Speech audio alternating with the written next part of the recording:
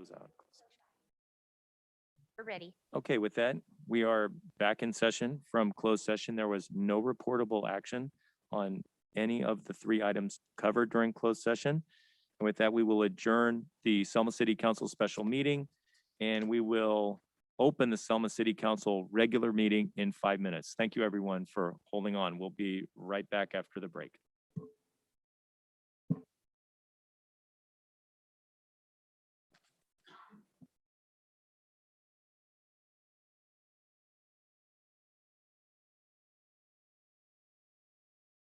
Hi, everybody. Thank you so much for waiting. I did get several emails saying that everyone was just waiting until the meeting was unlocked. City Council just came out of closed session, and the regular meeting will be open in 5 minutes. The City Council did ask for a 5-minute break, so we appreciate your continued patience.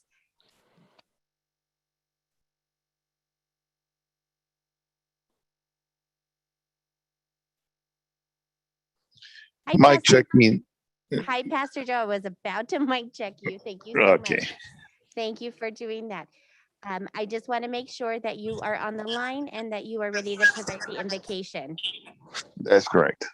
Perfect. Okay, for everyone that is just jumping on, as I was mentioning, the City Council did reconvene from closed session and is going to open the regular agenda in 5 minutes. I appreciate your continued patience. Thank you.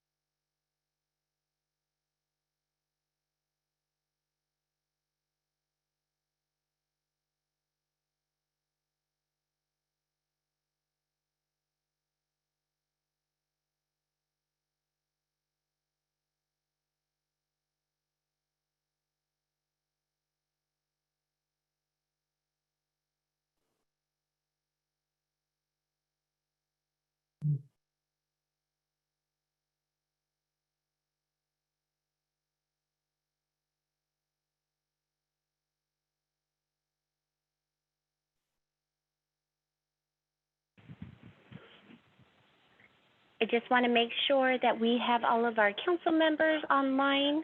I see Councilmember Trujillo, Mayor Pro Tem Cho. Yes. Perfect. Hi, Councilmember Mendoza Navarro. Just want to make sure you can hear me okay. Yes, I can hear you, Rena. Perfect. Thank you so much. Mayor Robertson, we're ready to go.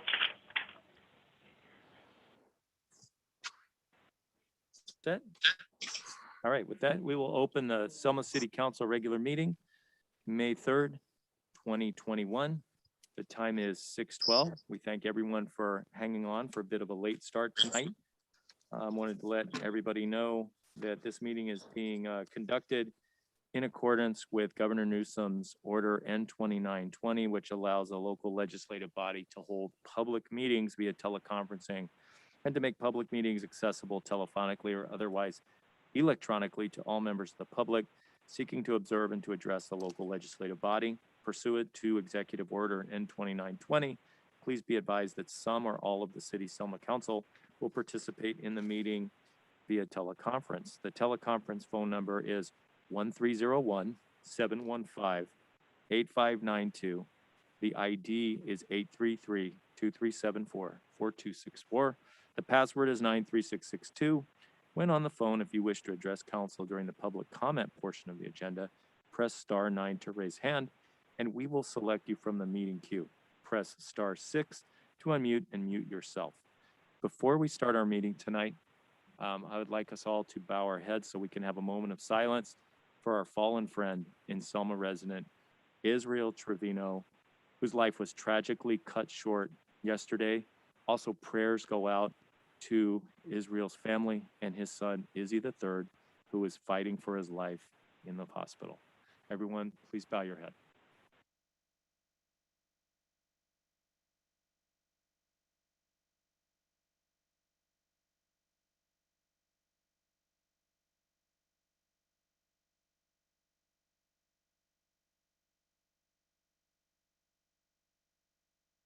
Thank you for that, and our prayers go out to the Trevino family. With that, our invocation will be led by Pastor Joe Alvarez of the Antioquia Ministries, Inc. Thank you, Mayor and City Council.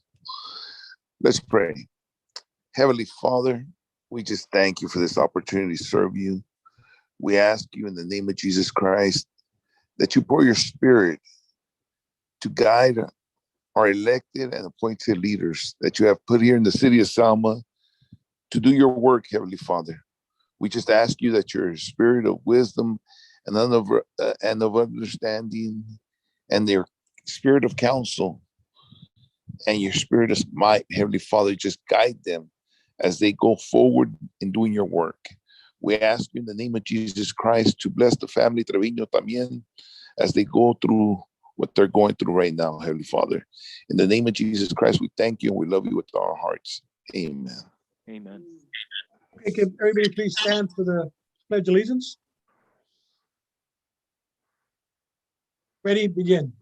I pledge allegiance to the flag of the United States of America, and to the republic for which it stands, one nation under God, indivisible, liberty, and justice for all. Call the roll, please, City Clerk. Councilmember Guerra. Here. Councilmember Mendoza Navarro. Here. Councilmember Trujillo. Here. Mayor Pro Tem Cho. Here. Mayor Robertson. Here. Potential conflicts of interest. Any council member who has a potential conflict of interest may announce the item now and recuse themselves from discussing or voting on the matter. Oral communications. At this point, any member of the public may address the City Council on any issue within its jurisdiction, but not on the agenda. No items will be discussed that are not on the agenda brought up during oral communications. Items of interest will be referred to the city manager for further review. Speakers are asked to limit their remarks to 3 minutes or less. City Clerk, do we have anyone on the phone tonight or zooming in who'd like to make a comment? Thank you. To the callers that I have currently on the line, as a reminder, please use *9 to raise your hand, and we will select you from the meeting queue, as well as pressing *6 to unmute and mute yourself.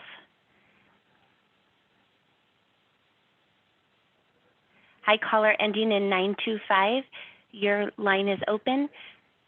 Please state your name for City Council.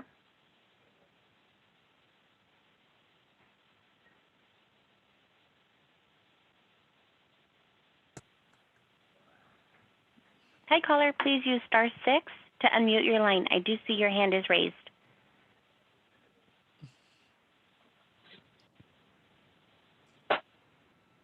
Hi there. My name is Jim Avalos here. The reason why I'm on oral communication, on your check register, on page 79, 77212, the attorneys Caldano, High Street, and Whitley, for $5,775.50.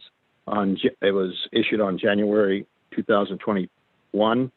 And the reason why I'm calling that issue is that money was used, how would I say, improperly against a question in the courts with the county elections office against one of the person in the audience in our council, and 3 voted to use the attorneys to go against the county elections office against the individual, and which was improper use of public money because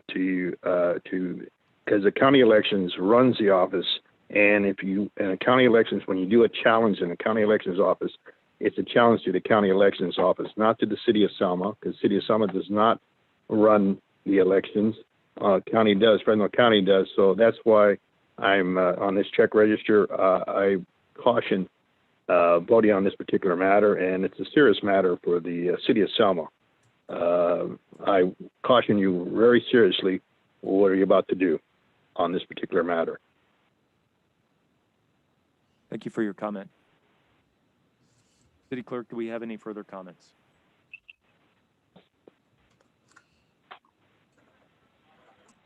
Hi, Mrs. Delgadillo. I see your line is raised. Your hand is raised. Did you have comments for council? Yes, I do. Oh, there's a bit of an echo, Mrs. Delgadillo. If you have YouTube open, would you mind closing YouTube?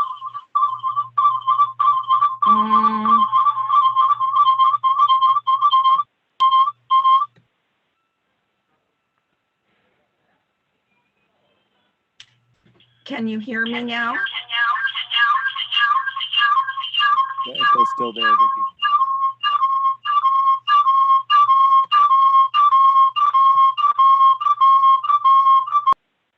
So, Mrs. Delgadillo, it just sounds like you have possibly 2 audio streams going on at the same time. So if possibly you have a cell phone or YouTube going on at the same time, 2 windows open, that would cause the echo back and forth. You are muted at this moment. Can you hear me, Raina?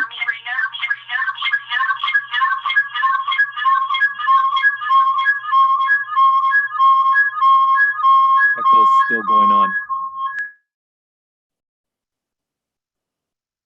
Mayor Robertson, if I may suggest, as an alternative, you can definitely call into the number, and I can provide that number to you, Mrs. Delgadillo. That is a number that was sent in the agendas. I can resend that over to you, and you can just call in on your cell phone or a regular landline, if that's okay.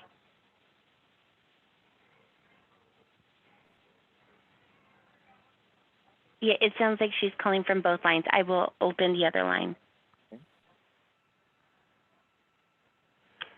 Hi, Ms. Delgadillo. If you want to press *6 on your phone, on your cell phone, I do see you have your phone on. Can you press *6? Hello, can you hear me? Perfectly. Hello? Oh, thank you very much. I apologize. I'm trying to navigate the brand new city website, and unfortunately, it does not seem to work. And the links that I use that you sent to me, Raina, those links, when I open them, they indicate that the meeting is stopped by the host, or there's a word that's used by it, so you cannot log in through that means either. So therefore, I went back to my telephone and I thought maybe I could hear through the phone or log on that way. Anyways, I wasn't able to, but thank you. I'm wanting to say thank you very much to Shane, because I went down to look at the Veterans Plaza, and it looks like we're on track. He's doing a very good job out there with his staff, and I wanted to say thank you very much for making this beautiful Veterans Memorial come true for our city. And I also wanted to thank Public Works and the Ordinance Department for coming to clean the property at the corner of Elton and Wright Street, Mr. Mills' home. And now we are going to be able to begin our new fence. Home Depot is going to be donating the wood in order for the neighborhood watch to put a brand new fence there along Wright Street. And it's going to be very nice because now all of the artery traffic going through there will see a very beautiful fence instead of the deplorable condition that that fence has been in now for quite some time. We weren't able to do anything sooner because of the pandemic. And I wanted to also say that I have been reviewing the general plan for the city because there needs to be more of, I think, like some kind of education for the public to be aware of the lands and the properties that the city owns and exactly where we can, as citizens, can understand that certain items can be placed on these properties. And, Thank you, Ms. Delgadillo. We really appreciate your thank comments. you. We got a bit of a packed agenda you. and a program. Thank you. Thank you for your call. Do we have any other callers on the line, City Clerk?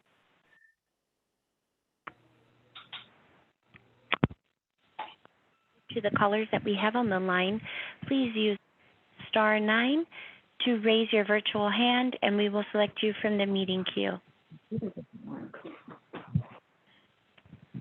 Mayor Robertson, there are no other callers on the line at this time. Thank you. We will move to special presentations, a recognition of Police Dispatcher of the Year presented by Chief Gomez of Selma PD.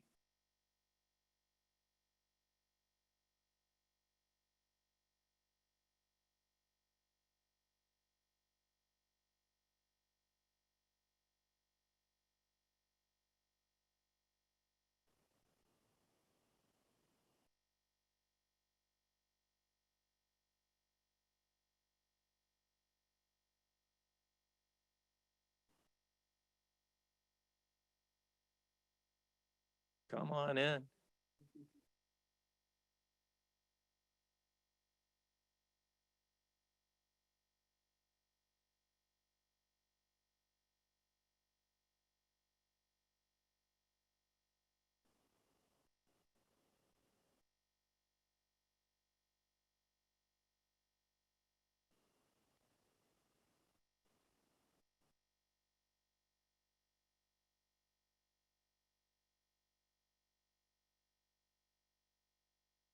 Can you hear me? Coming over? Yeah. So we are honoring Crystal, our Dispatcher of the Year tonight. Dispatcher of the Year, Crystal Richmond, has been with the Selma Police Department for just over 2 years. In that time, Crystal has quickly grown, developed her skills, become a very crucial member of our team. Crystal was born here in the Valley, attended Kingsburg High. What? Kingsburg? After she graduated, she moved around the country with her growing military family. Crystal has 3 great kids. Her oldest daughter, Lily, 14. her son Nathan 9, and youngest daughter Piper 7. She's very proud of her family and loves to spend time with them. And also here is her husband Jordan tonight. She's now come home, Planet Roots just down the road in Fowler. In her off time, Crystal enjoys traveling, making memories with her family. Even though this past year, Crystal has had to work many hours of overtime and have her shift schedule changed to meet the needs of the department, she still finds time to be a hands-on mom. She also likes to find a good book, once in a while relax when she can. There's not a task too great that Crystal can't accomplish. She is dependable and is always willing to help out.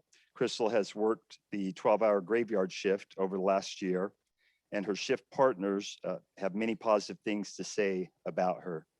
Crystal is appreciated for her intelligence and her great attitude with the community and with officers.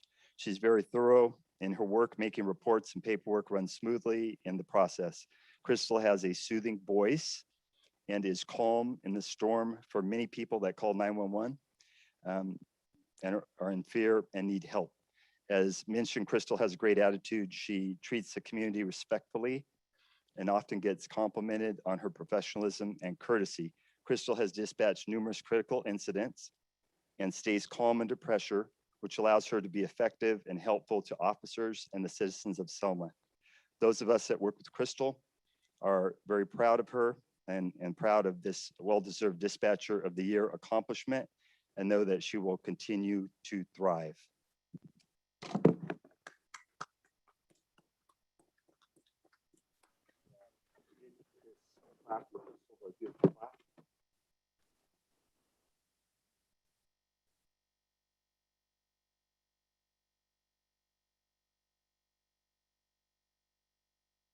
Up here?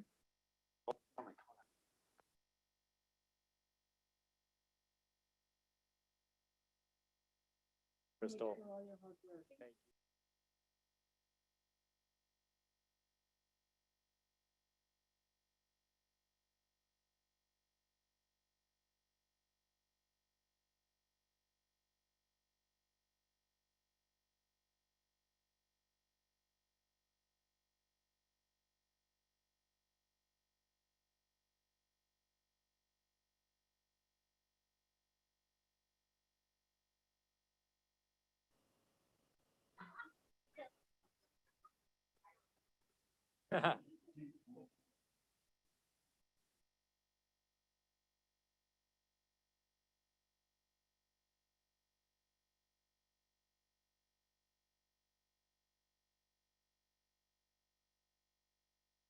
That's what I said. Can I do that? Only if we get to.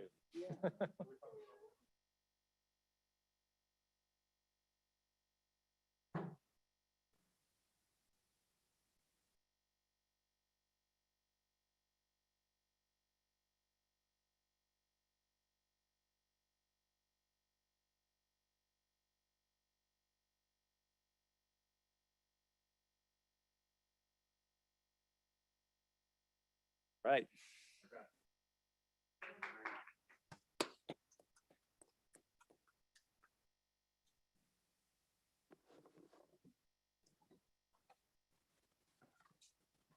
Thank you guys for coming out tonight. Oh, thank you. Thank you, Thanks for sir. coming. I appreciate it. Great.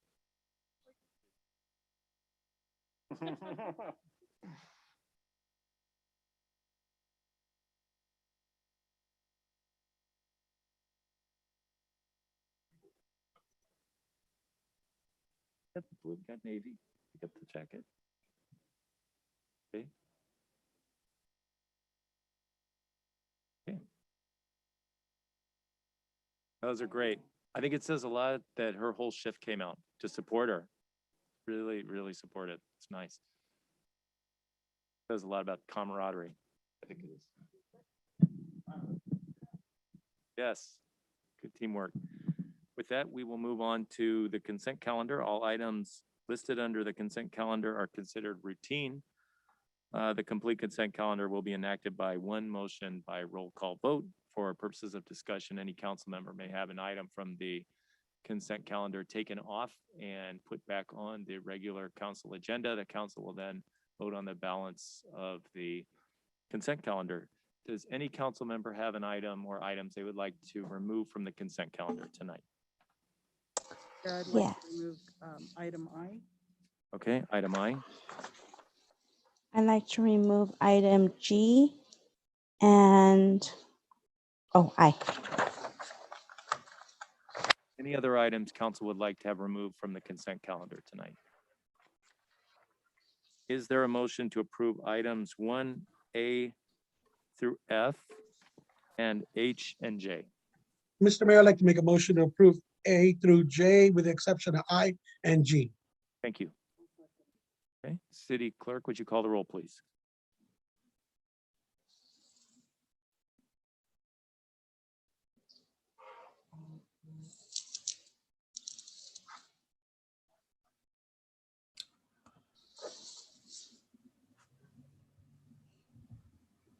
Just to confirm, the person who made the second was Councilmember Guerra? Correct. Okay, thank you. Councilmember Trujillo, Yes. Councilmember Guerra, Yes. Councilmember Mendoza Navarro, Yes. Mayor Pro Tem Cho, Yes. Mayor Robertson. Yes. Okay, item G. So I just want to make sure that I understand this correctly, is we are going to start the process for the redistricting. Is that correct? Is that what this agreement is for? Yes, that is what this is for. And National Demographics, NDC, is on the line to answer any questions, but this does get us going on the process. They did our districting process a little over a year ago and did a very good job. So we're recommending moving forward with them again. Okay. Yeah, the only question or the only concern that I have is that the way that the districts are running now, I don't have a school in my district. In District 1, there is not a elementary school or a high school, and I don't know whether that's considered when they're doing the districting. But that's one of the things that I do want to, have that looked at. That was all. Thank you. Oh, sorry, one more thing. Do we have a timeline? Because I know it has to be completed before next election, correct? Yes, and there is a general timeline, and I know that Shalice, who is on the line with NDC, and our city clerk have been working on also fine tuning that. Shalice, did you want to comment on that? Thank you, Councilwoman Mendoza Navarro and Mayor and council members. Yes, we have proposed a timeline. There are going to be 4 required hearings. We want to have the first 2 hearings as soon as possible, late summer, so that we can get the public starting to submit suggestions on what defines their neighborhoods. And we'll be gathering all that information. We're somewhat delayed because the federal census is delayed. Mm-hmm. And then even after the federal census comes out for jurisdictions, then the state of California needs to take 6 weeks to adjust that information to reassign all the prisoners to their home addresses. Then following that, there's a waiting period before we can present maps. So we'll have a span of time where we're just receiving input from the public, and it won't be until after the first of the year when we'll start looking at maps. Okay, thank you for the clarification. I have a quick question for Shalice. I know there's a delay with the census numbers, but by any chance, have they indicated as to when the numbers will be out? Yes, they've given the date of September 30th. However, they have agreed to release early data in what they call the legacy format. It's just kind of a raw format, but we're able to use that. And the state of California has agreed to use that. So they're expecting to have that legacy format available mid to late August. And then the state of California is going to take 6 weeks to readjust those populations to reassign those prisoners to their home addresses. Did you say reassign those prisoners to their home addresses? Yes.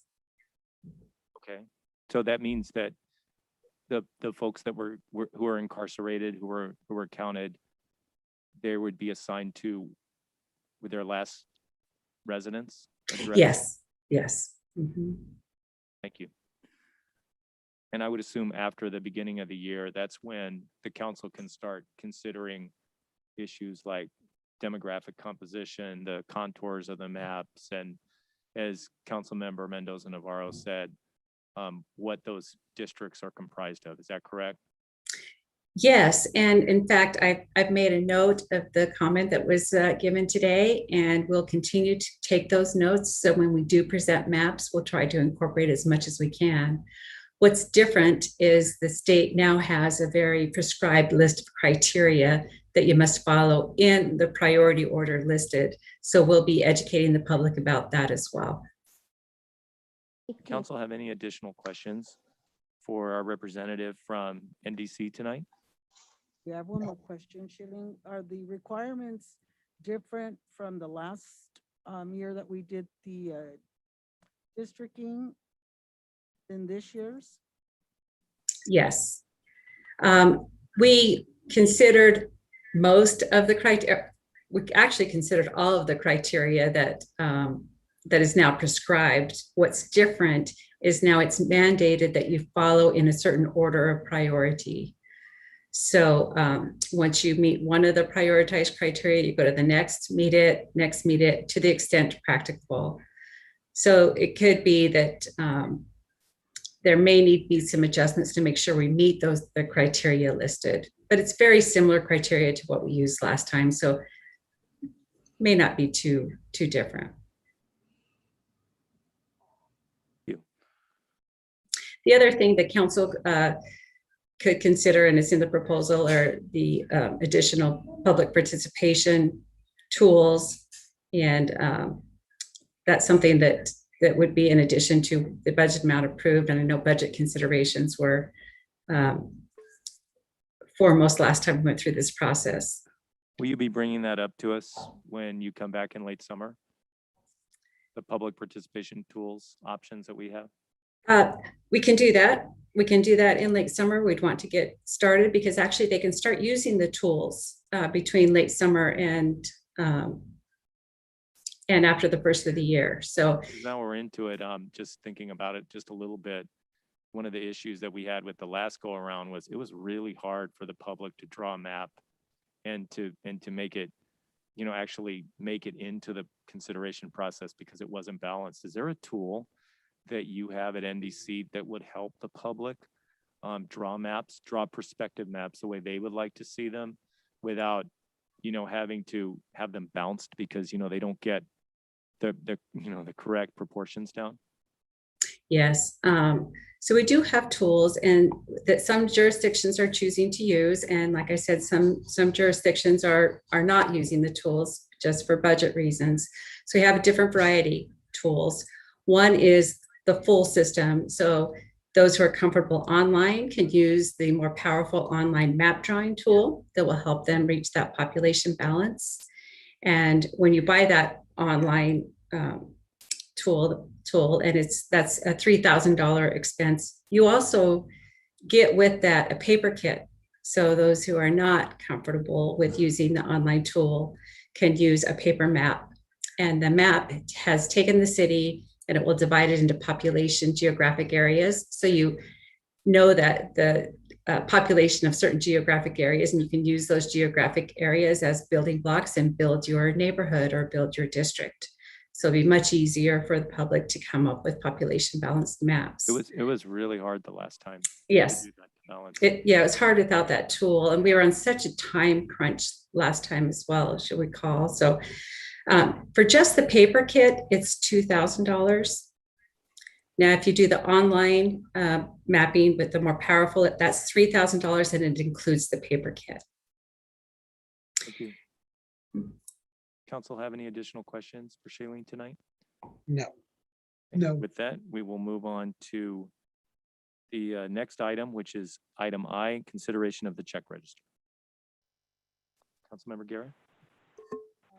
79, check number 77203 for Beaumont Law Firm. I can't hear.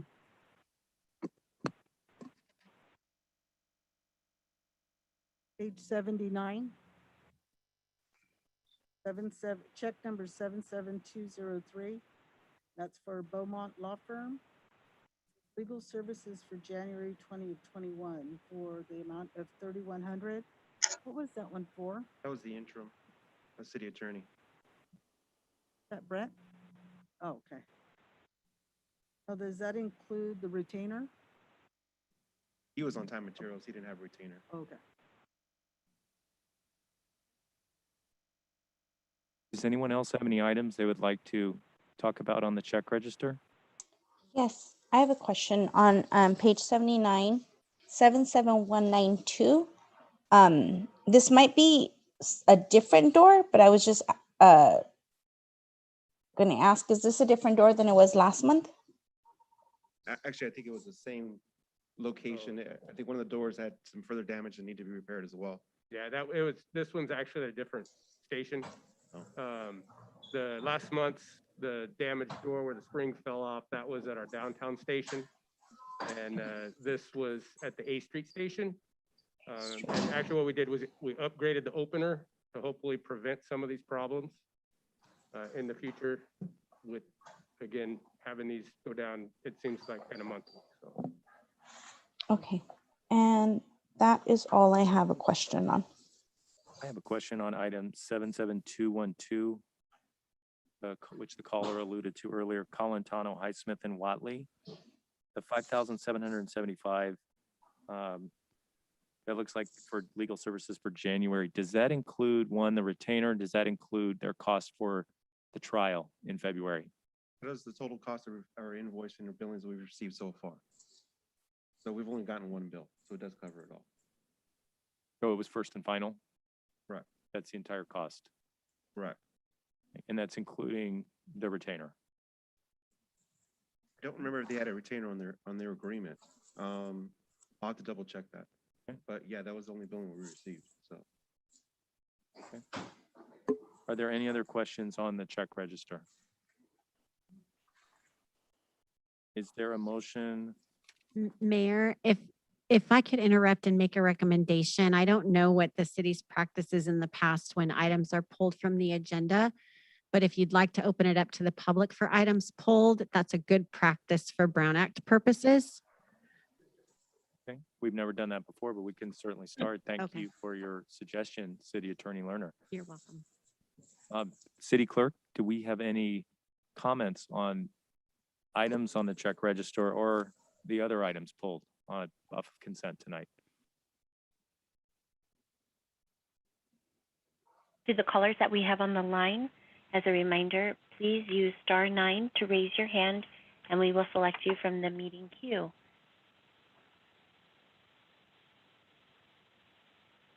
Hi, Mrs. Delgadillo. Your line is open. Please use *6 to unmute your line. Yes, thank you. Yes, I do want to say something about the check number that Jim Avalos was alluding to, and that was check number 77212, I believe, for legal services and the cost of a trial. I think that any time that the city is having to pay for legal services, everyone loses. And I had to pay $38,000 in legal fees. No one helped me pay my legal fees. The city never reimbursed me for my legal fees. And I think that as council members, anybody who is using other people's money instead of their own money, it is wrong. And if they have legal fees and they belong to them, they need to pay them. Not the public, not the city, no one else. And I am very upset that anyone would agree to pay legal fees for someone who is on our council that needs to pay their own legal fees. And it's upsetting that Bev Cho and John Trujillo do not recognize and understand that legal fees have to be paid by the person who incurs them and not try to drag the city into paying fees that belong to the assigned person.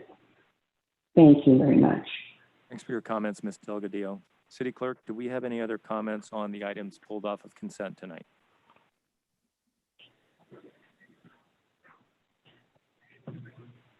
Hi, caller ending in 925. Your line is open. Would you please state your name Hi. for the record? Yes, this is Jim Avalos again. Yes, Mrs. Delgado made a correct statement.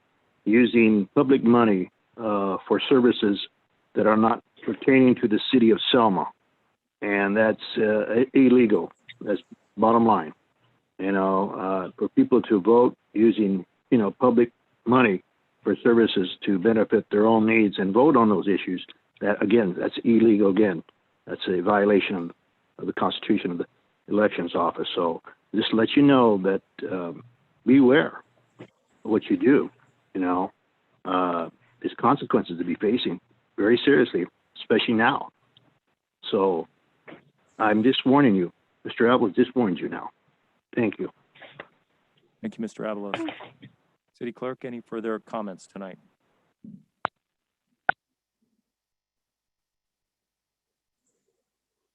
Mayor Robertson, we have no callers on the line at this time. Thank you. With that, is there a motion to approve items G and I? I make the motion. Is there a second? I'll second. Call the roll, please. Councilmember Mendoza Navarro, Yes. Mayor Pro Tem Cho, Yes. Councilmember Guerra, I'm sorry, Councilmember Guerra, I could not hear you.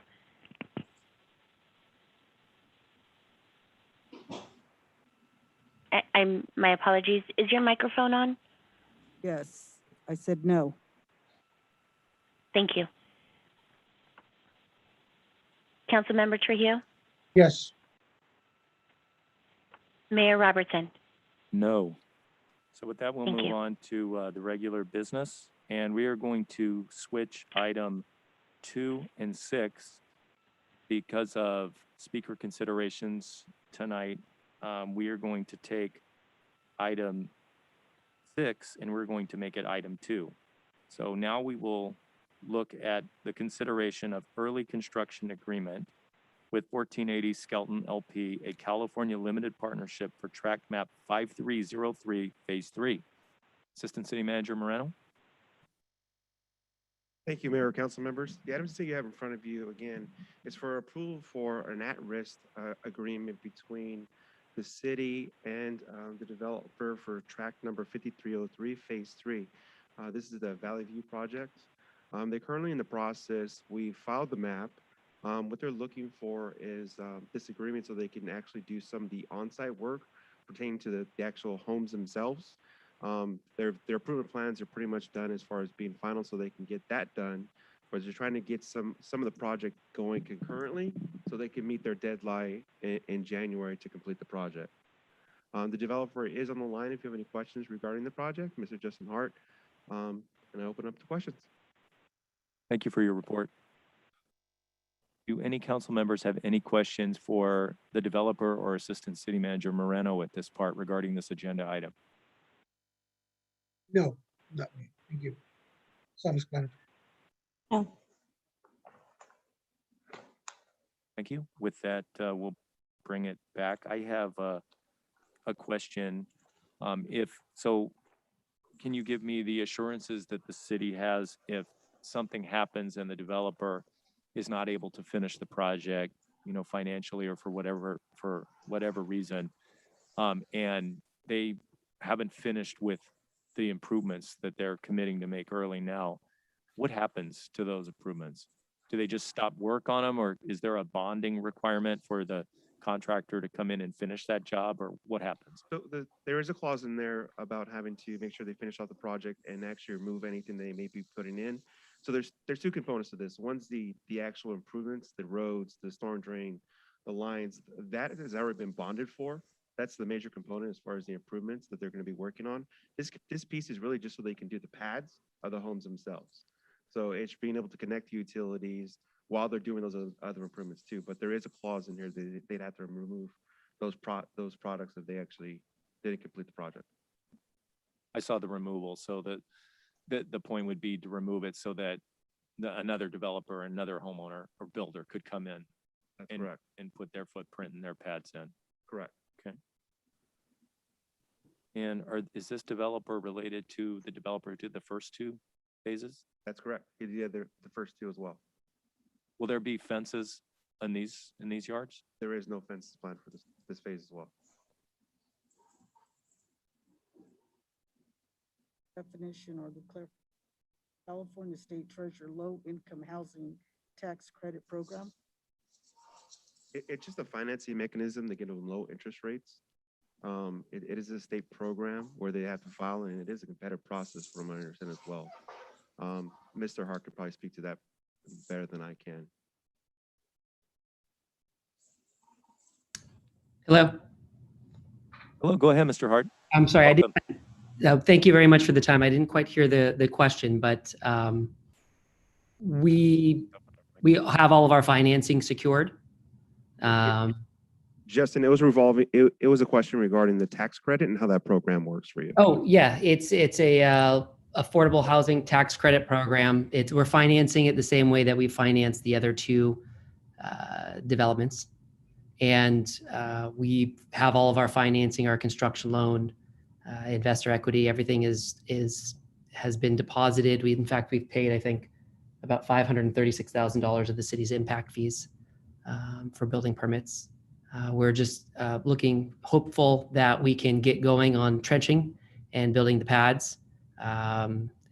There's, as everybody has experienced collectively, globally, the COVID delays have caused substantial delays, and unfortunately that has hit the recorder's office as well. So our hope is to deliver products to the community as soon as possible.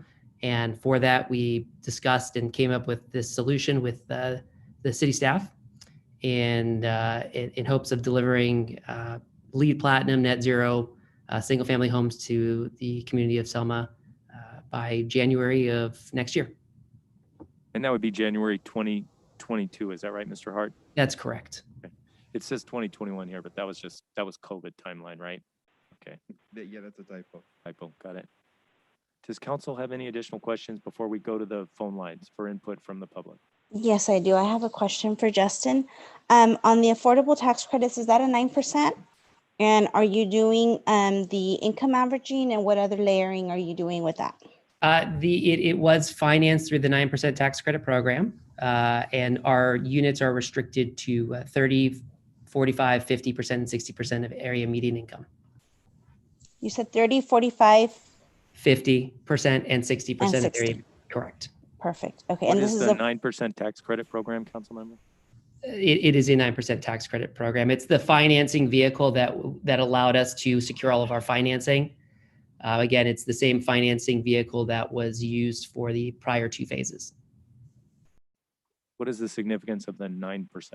that's how much my understanding, correct me if I'm wrong, Justin, because I just do the compliance side for the tax credit program. So I'm not really in the development and the financing. I just know that I have to make sure that we're in compliance, but that's the percentage of tax credits that the developer receives, correct? That's correct. Yes, it's a term of art, if you will. It's a form of, there's a variety of financing, as we all know, and they all have their different acronyms. 9% leads to more equity in the development, where 4% tax credits leads to more debt on the development. It's just the capital stack of how things are funded. Great. I'm excited for that. We are too. Thank you. Mm-hmm. Any other comments by council? City Clerk, do we have anybody on the line who would like to have some input on this agenda item tonight? to the callers that we have on the line, please use *9 to raise your virtual hand if you have any comments regarding this agenda item. I do not see, Mrs. Delgadillo? Your line is open. Please use *6 to unmute your line. Yes, thank you very much. I'm curious to find out, will brand new sewers be put in as a part of this development? Will it be hooked up to the city's sewer system?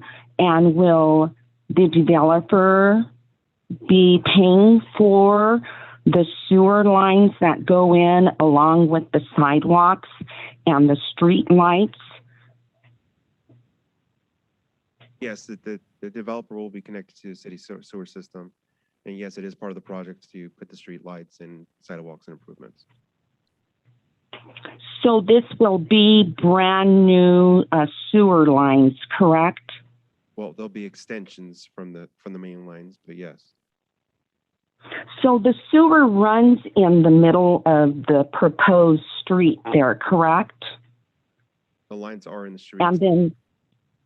And then from each home, we will have a line that goes directly to the sewer, and that will be paid by the developer, not the homeowner. That's correct. Developer pays for that.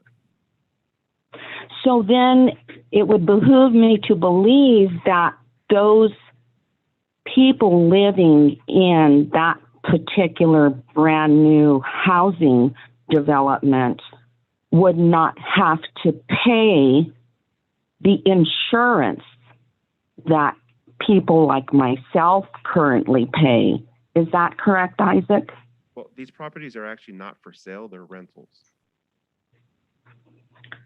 Okay, so who will pay for these properties if there are sewer backages into the properties?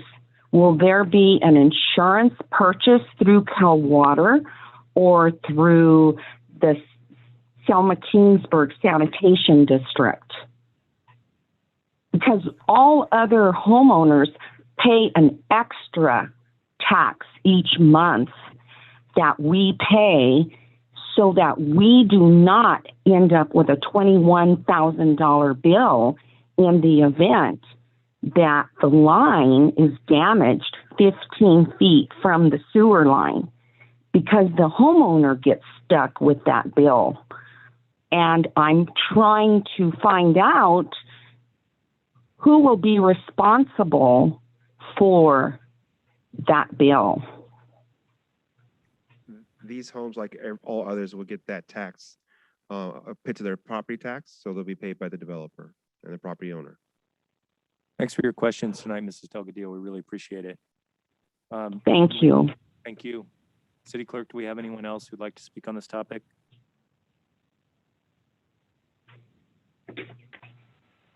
Mayor Robertson, I do not see any other callers raising their virtual hand at this time.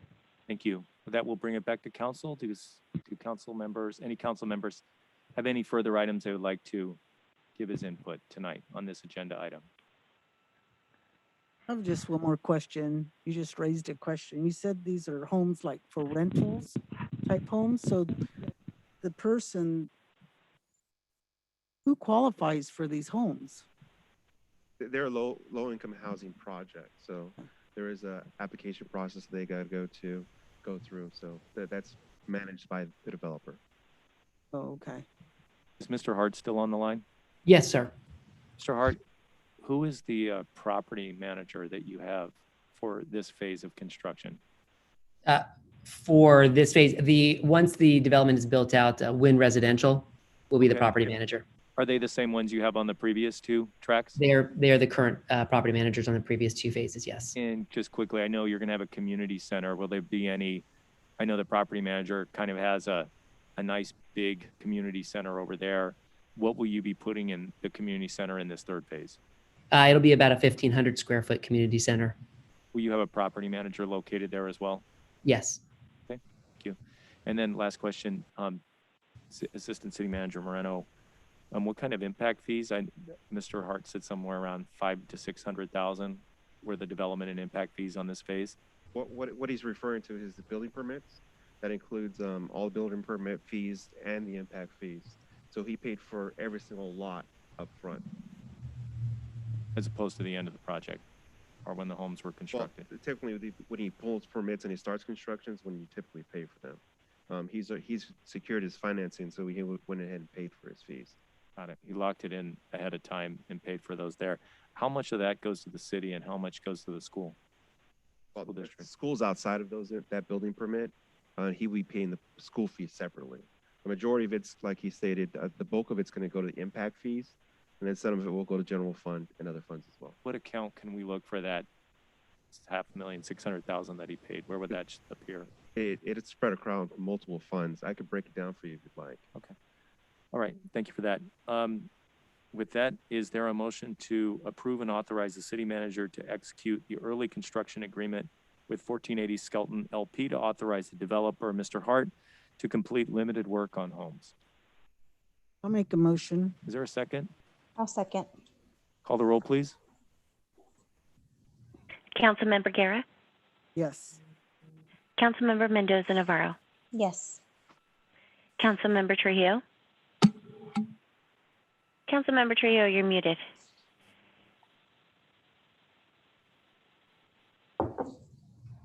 Just the space bar. Got it. Sorry. Yes. Sorry. Thank you. Mayor Pro Tem Cho, Yes. Mayor Robertson. Yes.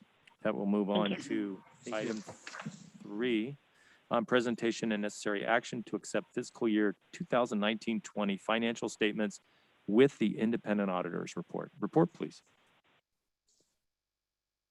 Thank you, Mayor, council members. So today we'll be looking at the financial statements for 1920 for the fiscal year. We will have a presentation from our auditors. Her name is Sarah. She is with Sampson and Peterson. I will go ahead and turn it over to her. Thank you. Welcome. Hi there.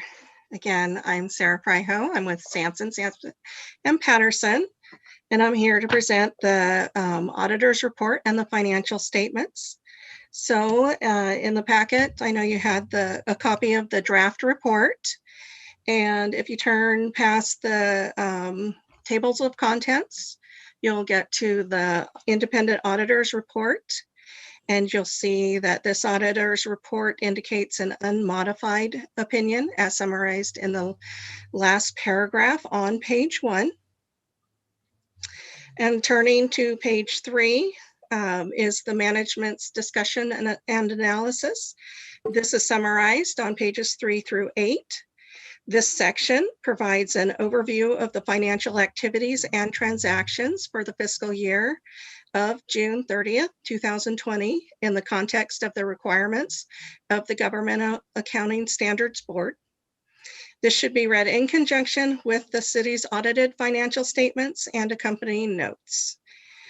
Pages 3 and 4 give you the financial highlights for the year, an overview of the financial statements, and reporting for the city as a whole, which briefly describes in narrative form the different sections of financial reporting. Turning to page 5, you'll see the government-wide financial analysis, which gives you a 2-year comparison of the statement of net position. The statement of net position presents information of the city's assets and liabilities, with the difference being between the two being the net position. This chart is presented on a full accrual basis, meaning revenues are recorded when earned and expenses are recorded when the liability has been incurred, which is the same as a for-profit entity. The business type activities are the ambulance, garbage, transit, Pioneer Village, and cultural arts funds. Total current and other assets were $35,178,301 increasing $151,000 from the prior year. Capital and long-term assets were $64,110,621, and this is an increase of approximately $8.7 million from the previous year. This increase is mostly due to the construction in process on the new police station. And the total assets for the governmental activities were $93,704,809, increasing approximately $7.4 million over the previous year. Total assets for the business activities were $5,584,113, increasing approximately $1.4 million over the previous year.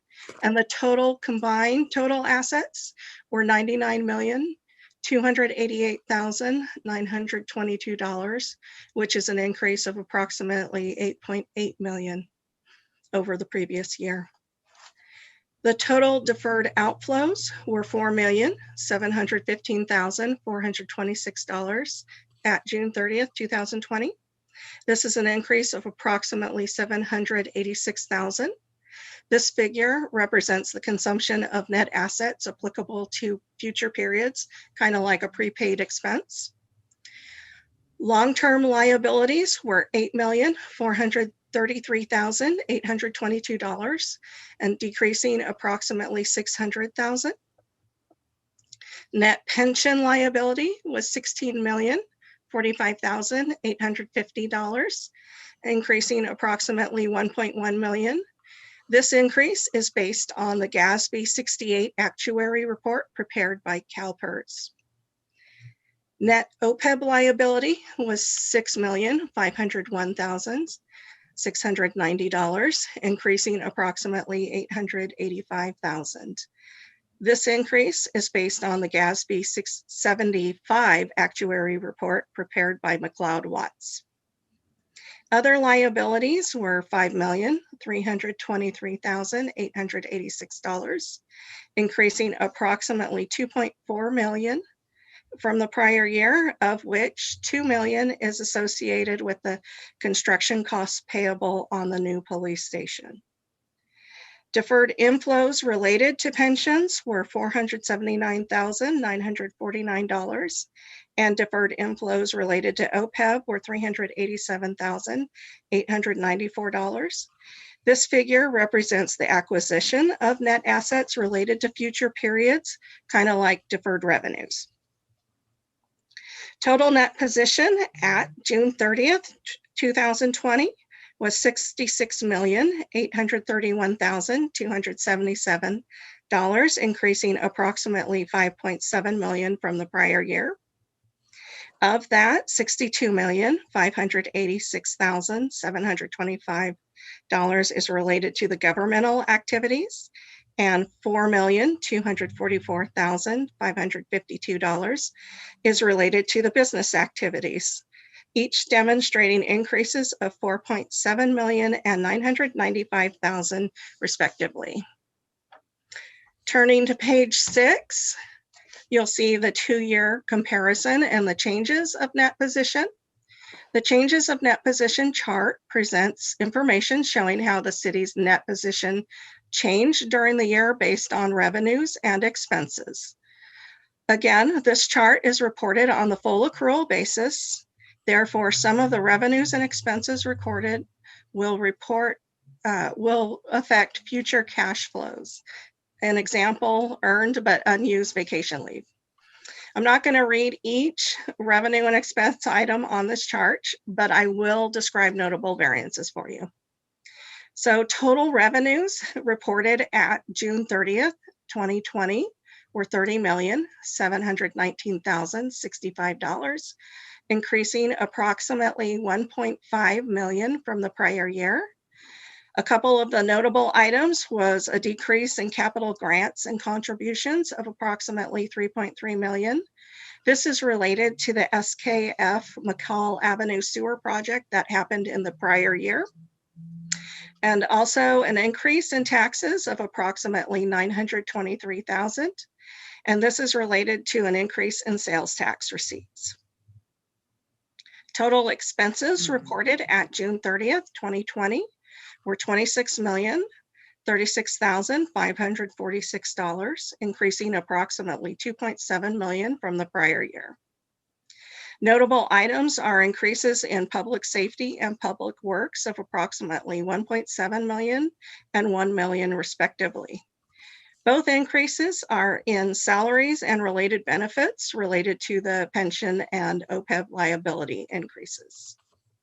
The increase in that position related to revenues and expenses was $4,682,519, or it was 7.7% of the June 30th, 2019 ending net position. There was a prior period of adjustment, which if you add this to the increase, you arrive at the total increase of $5.7 million reported on the previous page. The prior period adjustment was related in a change in the method used for sales tax receivable accrual. The various financial statements are presented on pages 9 through 19. These give a more detailed view of the summary schedules we just reviewed in the management's discussion and analysis. And then turning to pages 20, the notes to the financial statements are presented on pages 20 through 52. The notes to the financial statements provide additional disclosure in narrative form about the information contained in the financial statements, as well as giving greater detail on the various accounts presented in the financial statements. Pages 20 through 26 discuss the city's accounting policies.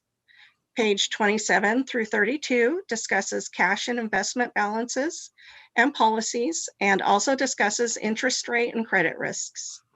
These pages detail the cash and investment balances by account and or investment type. Here you will note that deposits with the financial institutions was $3,869,075, and the investment in LAIF, the state investment pool, was $25,907,009. Pages 32 and 33 discuss accounts receivable. Notable balances are due from other agencies, mostly made up of sales tax and property taxes receivable in the amount of $3,897,544, and accounts receivables net of the allowance for doubtful accounts in the ambulance fund of $1,733,709. Pages 33 and 34 discuss capital assets.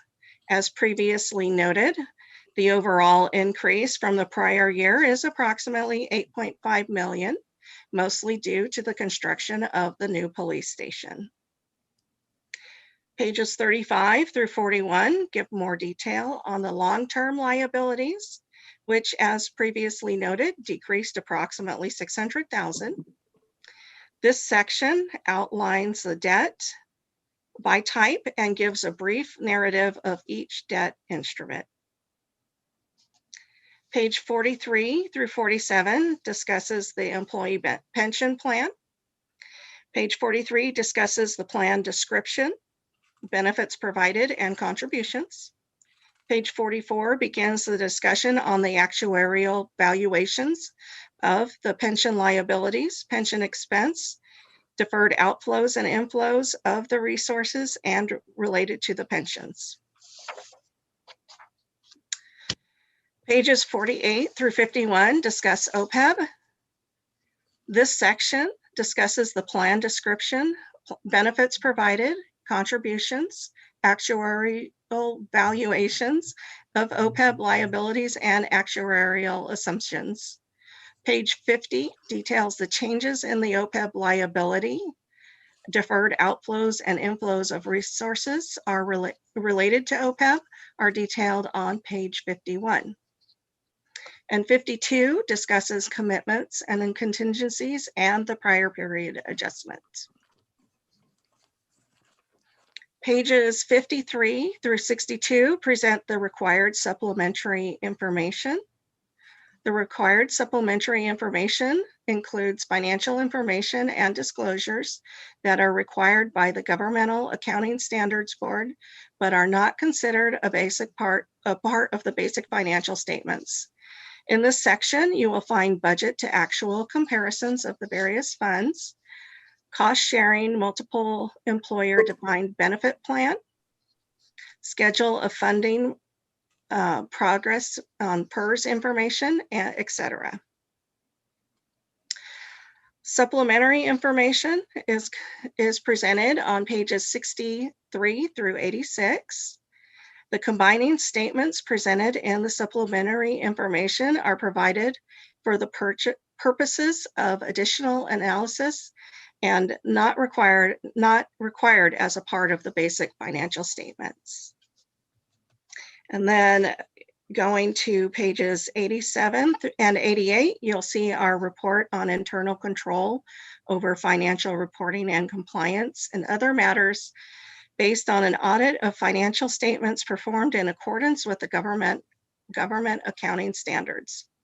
The purpose of this report is solely to describe the scope of our testing of internal control and the compliance and the results of that testing, and not to provide an opinion on the effectiveness of the city's internal control or compliance.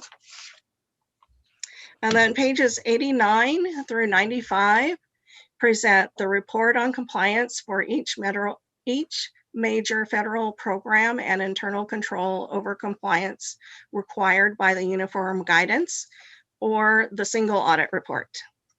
A single audit report is required when an entity receives more than $750,000 in federal awards. The purpose of this report is to express an opinion on the compliance for each of the city's major federal programs based on our audit of compliance. The opinion is given at the bottom of page 89, and in this section, there is also a schedule of expenditures of federal awards and a schedule of findings and questions costs. And then at the very end, you'll have the apportionment. And that concludes, or the not apportionment, appropriations limit schedule. And that concludes my audit presentation. Is there any questions?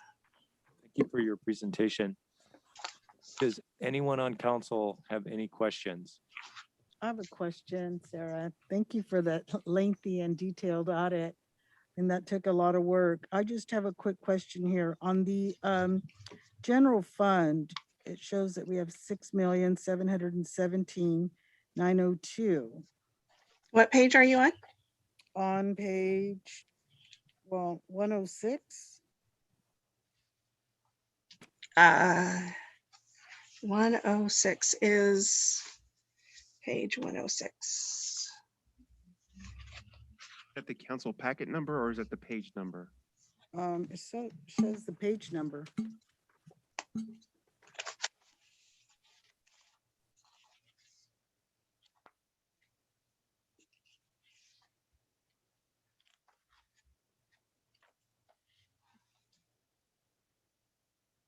The first page. Yeah, it's the It's the first summary page. page. Oh, on the summary, Yeah, the the very first page of item 3, page 106 of the packet. page 106 of the packet. Presentation, not your financial, it's the summary. Okay, I don't, let me get that. Let me open the packet.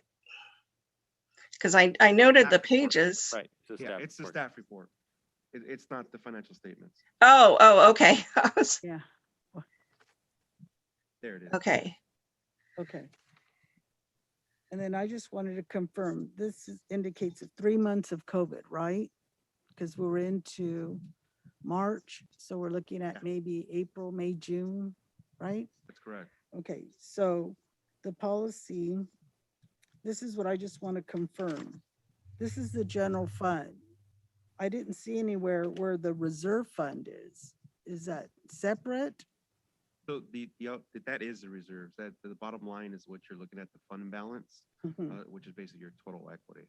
So that is the reserve at the end of the fiscal year. So per our fiscal policy, you can remember our conversations from the prior year. One, we had to hold a minimum reserve, 20%, but we also had a policy where we're going to actually be allocating those over and above funds to our unfunded liability. So going back into time when we talked about this last fiscal, we did have the funds available to make that allocation. But if you remember, PERS was actually losing money at the time. Right. So we opted to hold on to it so that we can take care of that obligation in this fiscal. So I'll be coming to you shortly to be able to make that transaction happen.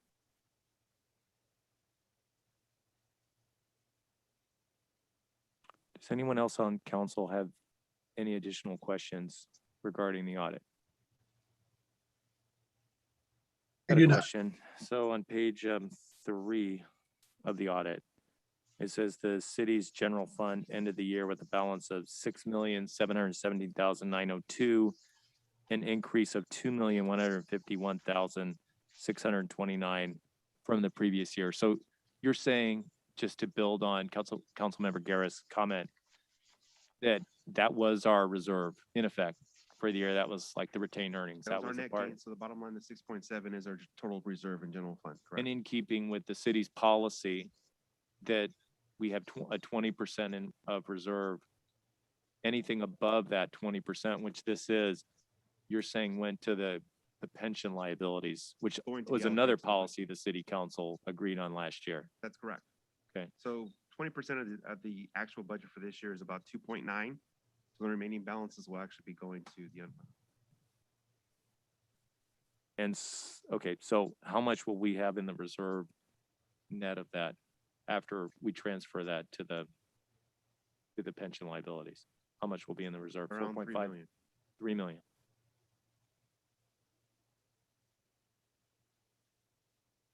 Again, I'll give you a formal presentation on exactly what those numbers look Okay. like. All right. That's a good overview at this point. And then just looking at the some of the notes, kind of interesting reading, always interesting in the notes.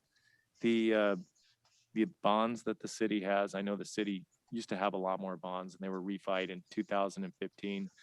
Is there a climate, is the climate getting better for a refinance with the interest rates doing what they're doing? Or what's the position of the city strategically to keep that interest rate manageable for the future? The refi that we did in 2015, I'll have to look at the rate, but it's not overall bad. I want to say it's around 4% or so. It's a lot lower than what it used to be. So yeah, I mean, we did, if you remember, those obligations were coming up to be like 7 when we did the refi. So we can look at interest rates overall to see what that looks like. But you got to remember, it also costs money to refi that structure too as well. So going through that refi will add to that cost factor, potentially kind of swinging you off where you really want to be. So we can assess it, but at this point, we're not looking to refi again. And in terms of what's the city's credit rating right now? Do you have that? I think it was a AA, AAA? If I remember correctly. AA. Does this audit help? We did the refi is when we actually got that credit rating last time. Does something like this help this audit with no findings? I mean, this is a really clean audit. It's the audit statements being on time. Yes, it's also the reserve balances that you currently have, and also the good fiscal policy that we're maintaining, which gets you that good rating. And then finally, the percentage from the discount rate that CalPERS is floating for next year. What's that looking like for this year? So the discount rates has been fully stepped in. So we're already at that top tier.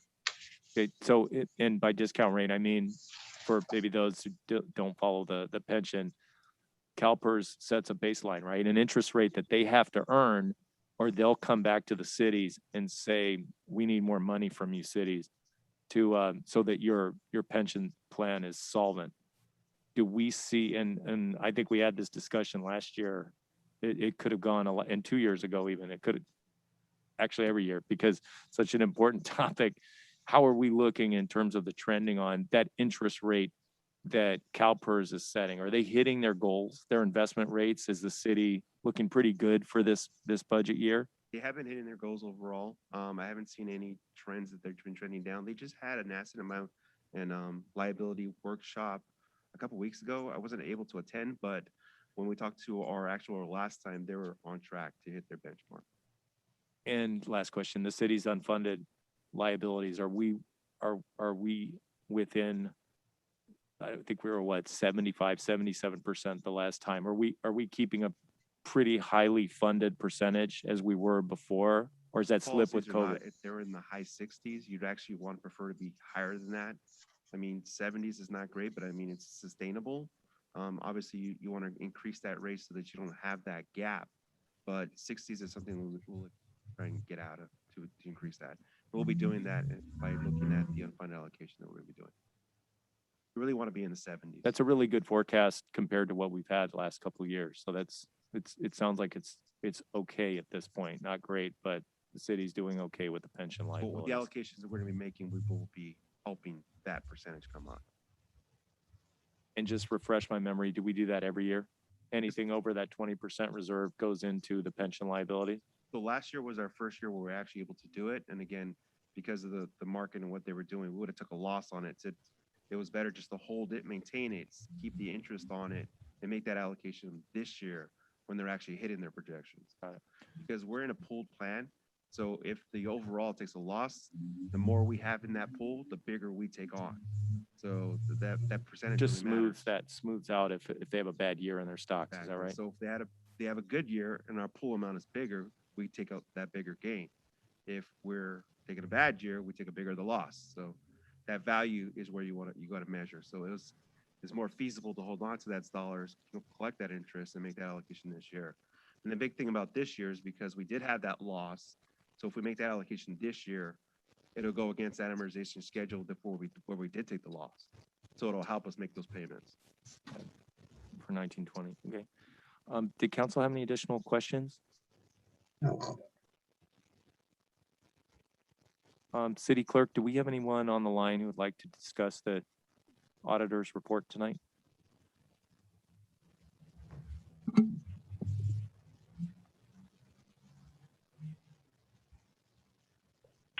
I do see we have Mrs. Delgadillo with her hand raised. Hi, Mrs. Delgadillo, your line is open. As a reminder, please use *6 to unmute your line. Thank you. I wanted to ask about the annual debt that we have for leasing the police vehicles and for leasing our fire truck. It's on a 10-year lease, $500,000. Why do we lease instead of purchase? Is it more feasible because we have to continue buying all these new vehicles? And we do that with our computers and our police vehicles. And we are also doing it with all of the emergency vehicles. So is it more cost effective for the city to lease than it is to purchase? So for a municipality, financing structure is a little bit different. When we refer to a lease in this format, it's actually just an obligation, standard like a car loan in a sense of the way, but it is structured and called a lease because of we format them. So it's not a lease in which you return the product at the end. It's actually you're financing it, your amortization schedule. It is your vehicle though, so it's not something that we return like a car dealership and a lease in that sense of the way. Why is the interest rate so high for the city if in fact we have a very good rating? Like, for example, people can go get a vehicle with 0% interest. Why does the city have to pay 3.16% interest in lieu of 0%? So for a large obligation like this, for example, the fire truck, that's not an option that you can carry a 0% interest rate like that. These trucks are customly built to specifications. That's not options in what you'd find in a normal market like this. Would that be the same for a computer and a computer equipment? Why couldn't we get 0% interest instead of 2.33 that we are paying? And the fire truck, it's a 3.42% interest rate. I'm just asking this because I always believed if you have great credit, you receive usually zero. If you have a credit score of 800, which is great credit, then you get a 0%. Why don't we get a 0%? Thanks for your questions, Ms. Delgadillo. Thank you very much. Did you want to address that, Assistant City Manager? Sure, I can. Again, municipalities are a little bit different in the sense of the way we don't go just to shop our to the EEC or something like that to get an interest rate structure. We take it out. We do get a competitive process, but a zero interest rate is not standard for something like what we do. All right, thank you. We're at 7:30. Would council be okay with a break, a 5-minute break right now? We'll resume at 7:38. Okay. With that, we'll take a break. We'll be back at 7:38. Thank you, Sarah. Thank you.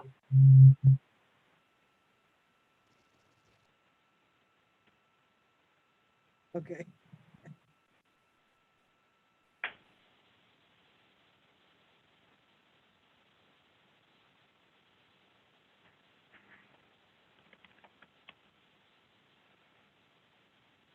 I thought you got scolded and they put you in the corner. You're like the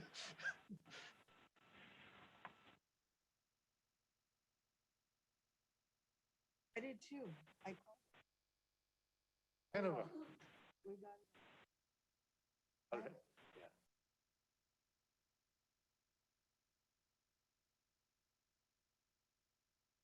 Thanks.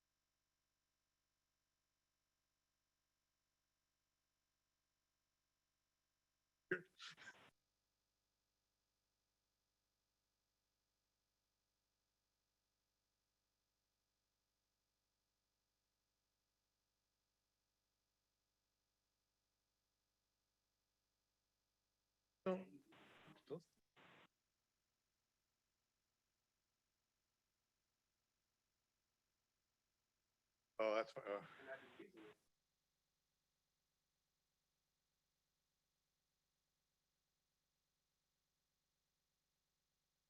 I was thinking about that, Chris. Feels like usually we come back to normal council. I used to have like outlets right on the floor. I know there you don't do a tripping hazard, so it's kind of hard. Yeah.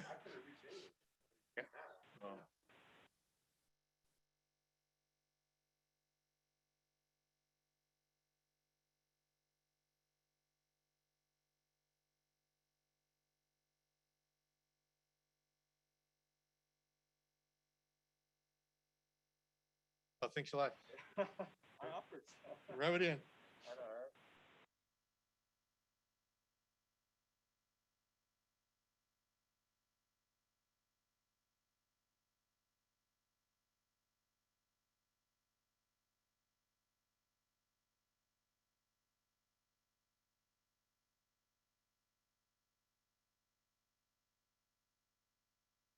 Raffle prize.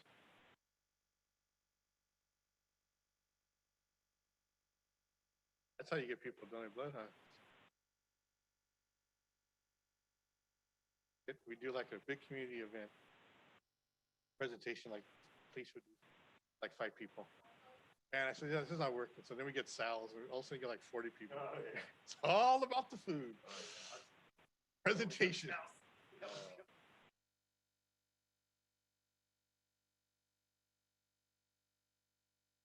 It's like these special events. It's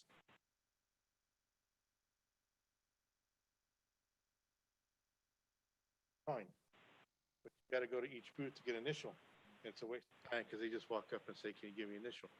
But it starts the conversation, because if you just do raffles, all this, they're just going to go in the middle and wait for the raffle, and they're not going to visit the booth. So it's kind of like a waste of time, but at least they're talking to them.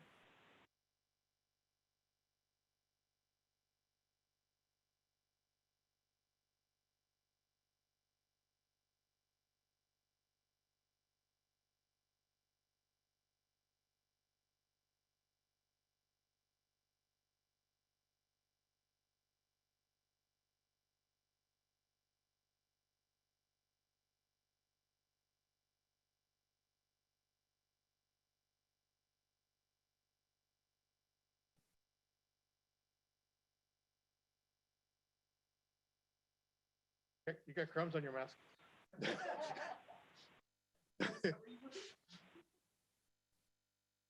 There's a mask acne now.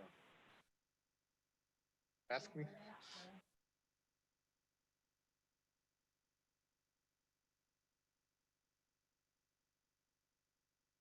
My wife tells me,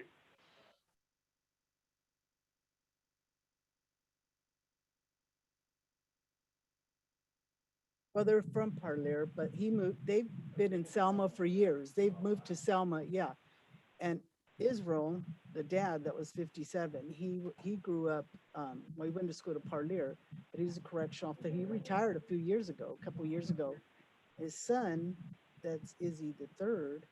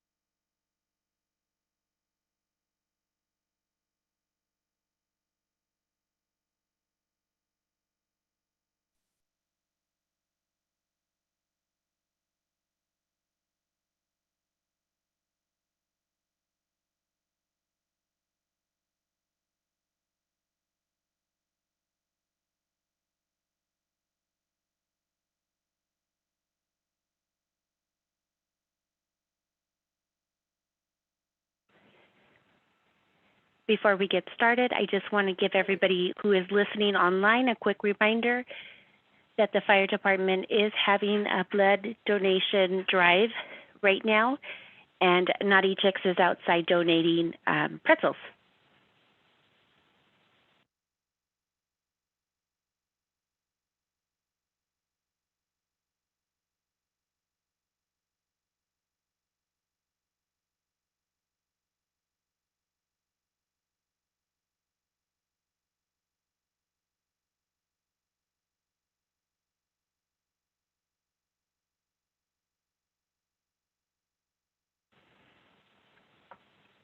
Mayor Robertson, I see all council members are back.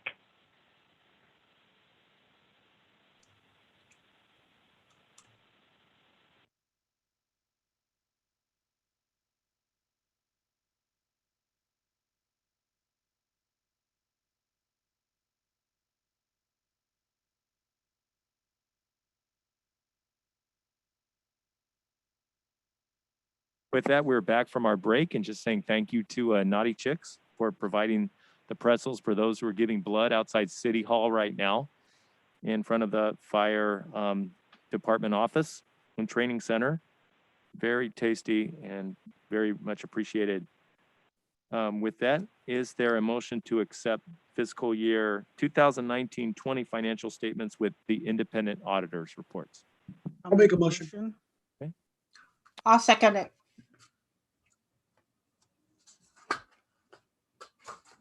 City Clerk, would you call the roll, please? I think we had a couple of people who made motions in second. I have down Councilmember Trujillo who made the motion and Councilmember Mendoza Navarro who made the second. Is that what you heard, Mayor Robertson? We had Councilmember Guerra, I think, made the motion, and Councilmember Trujillo seconded it. Oh. And then Mayor That's Pro fine, Tem you Cho guys came can- in as well.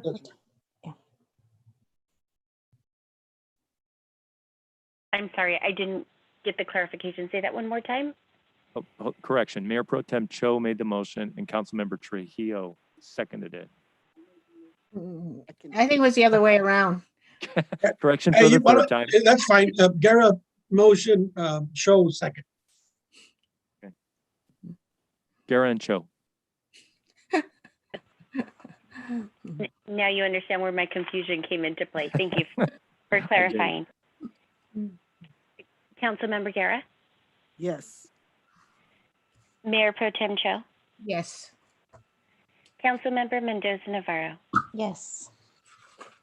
Councilmember Trujillo, Yes. Mayor Robertson. Yes.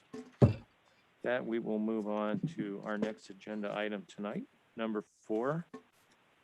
And that agenda item is the consideration of approval of a $2,200 expenditure for structural engineering services for Lincoln Park statues installation and extend construction timeline for the project covered in the MOU with American Legion Post 12. Mike Kirshner, report, please. Yeah, Mayor Robertson, members of City Council. Like for you approving an expenditure of $2,200 for the structural engineering services for the installation of the statues that will be going up at the Lincoln Park Veterans Plaza. At the August 17, 2020 City Council meeting, City Council did approve an MOU due to some challenges with COVID-19 and some challenges with securing the masonry. We did have to delay the project slightly, but we're on track now. As part of the MOU agreement, American Legion Post number 12 was covering the expenses for the improvement and development of Lincoln Park's Veterans Project.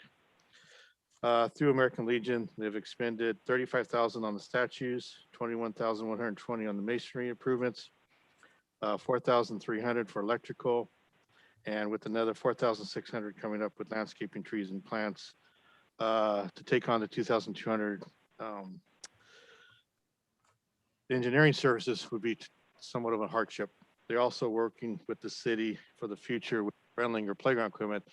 They'd like to sponsor the shade cover for that, and those usually were between $20,000 and $30,000, depending on the size of the playground. So, working with American Legion, the purpose behind the engineering services is to properly secure those statues. They're going to be approximately 500 pounds, 350 pounds, and 350 pounds. And so, just about a year and a half ago, I think you heard us tell, I know the mayor was at one of our meetings where our basketball court lights had fallen down from over the years because they were not seaming into the ground just from the wind. And so for precautionary, we think it's mandatory to make the additional expenditure so that in 20, 25 years, when we're all still here, there's no accidents with the wind. So it's a precaution for the future, just to make sure they're secure. 8 to 10 feet high up in the air with the heavy wind, it's just a precaution the city feels like we need to take for liability. So we have a $3,999 in the account that I've expended. And so we have the funds within the Recreation Professional Services to cover this expense to assist American Legion with all their assistance they provided. Thank you for your report. Do we have any comments or questions from council members tonight on this agenda item? I have no comment. Thank you. Comment? With that, we'll bring it back to council. I have a comment. I think we're getting closer and closer to this park, and we're getting down to the nitty gritty and the details, you know, and this is one of those details that kind of comes along, this report that's required, but it's definitely the city bringing it up as a way of doing the city's due diligence, as Director Kirshner says, you know, to make sure that the statues don't fall and that they are safe, because it's a veterans memorial. It should be about honoring the veterans and their memory, not about anything else, not about any other incidents that come about from this park, which, by the way, will be completing the promise that the city made, you know, 20 years ago when it designated it as a veterans park. I think it's really important to do this right, and that means getting the details right too. Love seeing the planners coming along, love seeing the lighting posts go in, and just watching the veterans park form right before our very eyes. And this is just one element of that. Also want to say thank you to Post 12 for all their generosity. They've spent over $65,000 so far on this veterans park, and will be helping with the reader board, which we'll be looking at in the upcoming budget. City Clerk, do we have anyone on the line who would like to make a comment tonight?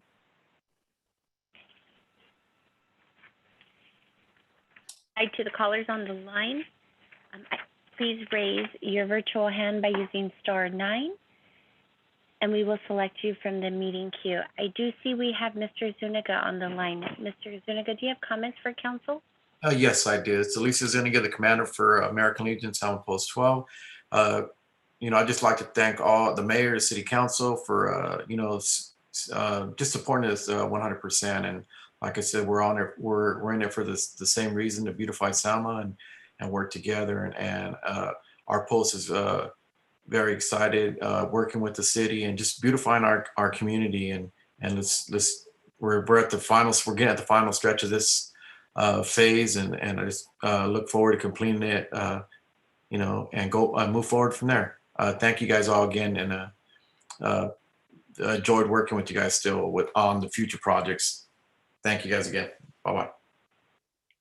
Commander Zuniga, thank you, and thank you for your leadership and your propelling this project forward, and working with directors Kirshner and Farrell, and working so hard like you have. I also, you know, saw you and your wife at cleanup day on Saturday morning. So, you know, you definitely have participated in many ways in the beautification of Selma, and it's much appreciated.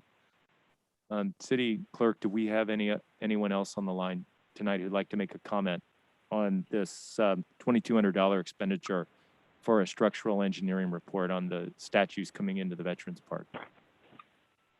I do see we have Mr. Avalos with his hand raised. Mr. Avalos, do you have comments for council? Yes.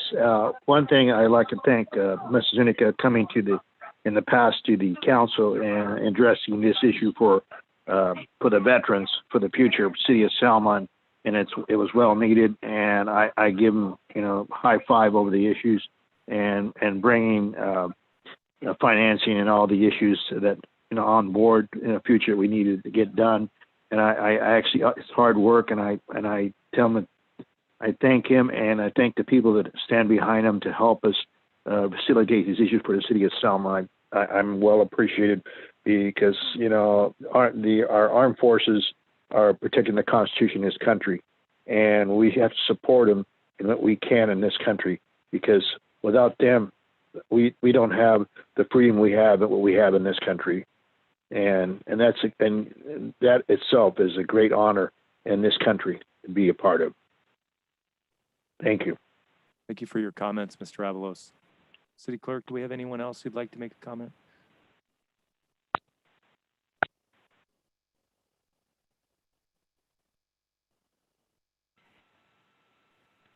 Hi, Mrs. Delgadillo, your line is open. Please use *6 to unmute your line.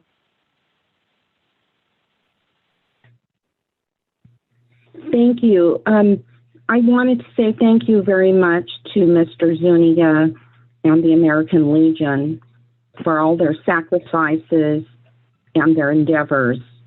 And I would also like to say that we thank you for all of the American flags. We have recycled our flag at the park every year, and we wave this flag with great honor, duty, and respect to our country. And it represents all the good that our country has and America and what we stand for. And I'm just filled with gratitude. And I thank God that I live in this country where we have a democracy and we can speak our minds and we come together and we make this country great when we all work together and cooperate. Thank you, Mr. Zuniga, and thank you to the American Legion. And I can hardly wait. I've already gone down there and taken great pictures for my historical file. And I'm very, very excited. Thank you very much for this beautiful memorial. And I know that it will be here for the future generations. Thank you very much. Thanks, Ms. Delgadillo, and thank you for your service to our country as well. With that, do we have anyone else on the line, City Clerk? Mayor Robertson, I do not see any other callers with their hands raised at this time. With that, we'll bring it back to council. Does council have any comments, or is there a motion to approve the expenditure of $2,200 for structural engineering services for the installation of the statues at Lincoln Park Veterans Plaza? I'll make a motion. Is there a second? I'll second. Call the roll, please. Councilmember Guerra, Yes. Councilmember Mendoza Navarro, Yes. Councilmember Trujillo, Yes. Mayor Pro Tem Cho, Yes. Mayor Robertson. Yes. With that, we will move on to consideration of council priorities and goals. And the city manager will be doing our report tonight. Thank you, Mayor and council members. On March 19th, we held a priority and goal setting session. And that session gives the staff direction on the development of the upcoming fiscal year budget. The council established 6 priority areas: public safety, economic and community development, community engagement and communication, customer service, and infrastructure. Each council member was asked to develop a list of goals under those priority areas, and those goals were compiled into one list, and we had each council member vote for their top 5 goals out of the comprehensive council list. This is similar to the process that we took a couple of years ago. However, everybody back then was allowed to be in the room, and we wrote all of these goals on the board, and we gave everybody stickers are actually allowed each council member to go and put a hashtag, a mark by their top goals. So you could see what everybody was doing and everything was all on the board. This year, because of COVID, we did this in a way that it was a computer survey system and you couldn't see what each one another was doing. However, we did provide a comprehensive list of what all of council's goals were. We also were in this one not putting the associated council member next to the goal. However, Councilmember Mendoza Navarro had a good council request and shared that she thought it would be valuable to see the council by those goals. So we provided the top 5 goals with the council names. If you would like to see council names next to the list of the 58 goals that were turned in, we can go back and record that and distribute that to you. Tonight, what we'd like to do is to confirm what you have. We have attachment A, which tells you which goals were chosen comprehensively by the council. I think under public safety, under attachment A, you can see there were 4 votes for public safety. There were 12 votes for economic and community development, 5 for community engagement and communications. We didn't have anything that rose to the top 5 in customer service. That doesn't mean it's not important. It absolutely is. It's in our mission statement. It's one of our core values. And then in infrastructure, we had 4 votes. On attachment B, the color-coded one, you can see who voted for what in the top 5, and you can see many of you have the same goals. So things rise to the top that many of you want to see. The same things, the new fire station, the Selma Legacy Youth Center, sewer infrastructure. So you can see that. Then on attachment 3, have the list of all 58 were submitted. I'd like to, if just confirm that these were the top priorities that you have, or if tonight you want to change any of those priorities, you can give us that feedback. We'd update that. If you see that another council member has put down something that mattered to you and something that you really wanted to make it into this top 25, if you will, didn't make it, maybe you want to move that up. So I'd like your feedback. And Councilmember Mendoza Navarro, I know you had a couple of council requests related to this. So if you would like to speak to those, I'd like to give you that opportunity. Thank you. And thank you for putting all of this together.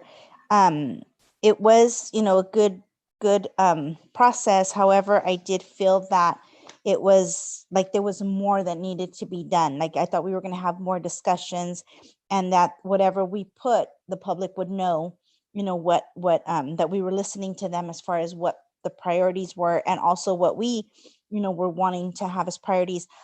For the customer service, I felt some of these fell in line with what we already had, on the top 5. So for me, when I looked at this, a lot of the things could group together. For instance, like the youth center, job training, the VROP skill training, and maybe a Selma Youth Legacy Center, like all of this could tie in together. So really, like I had mentioned to, or I had emailed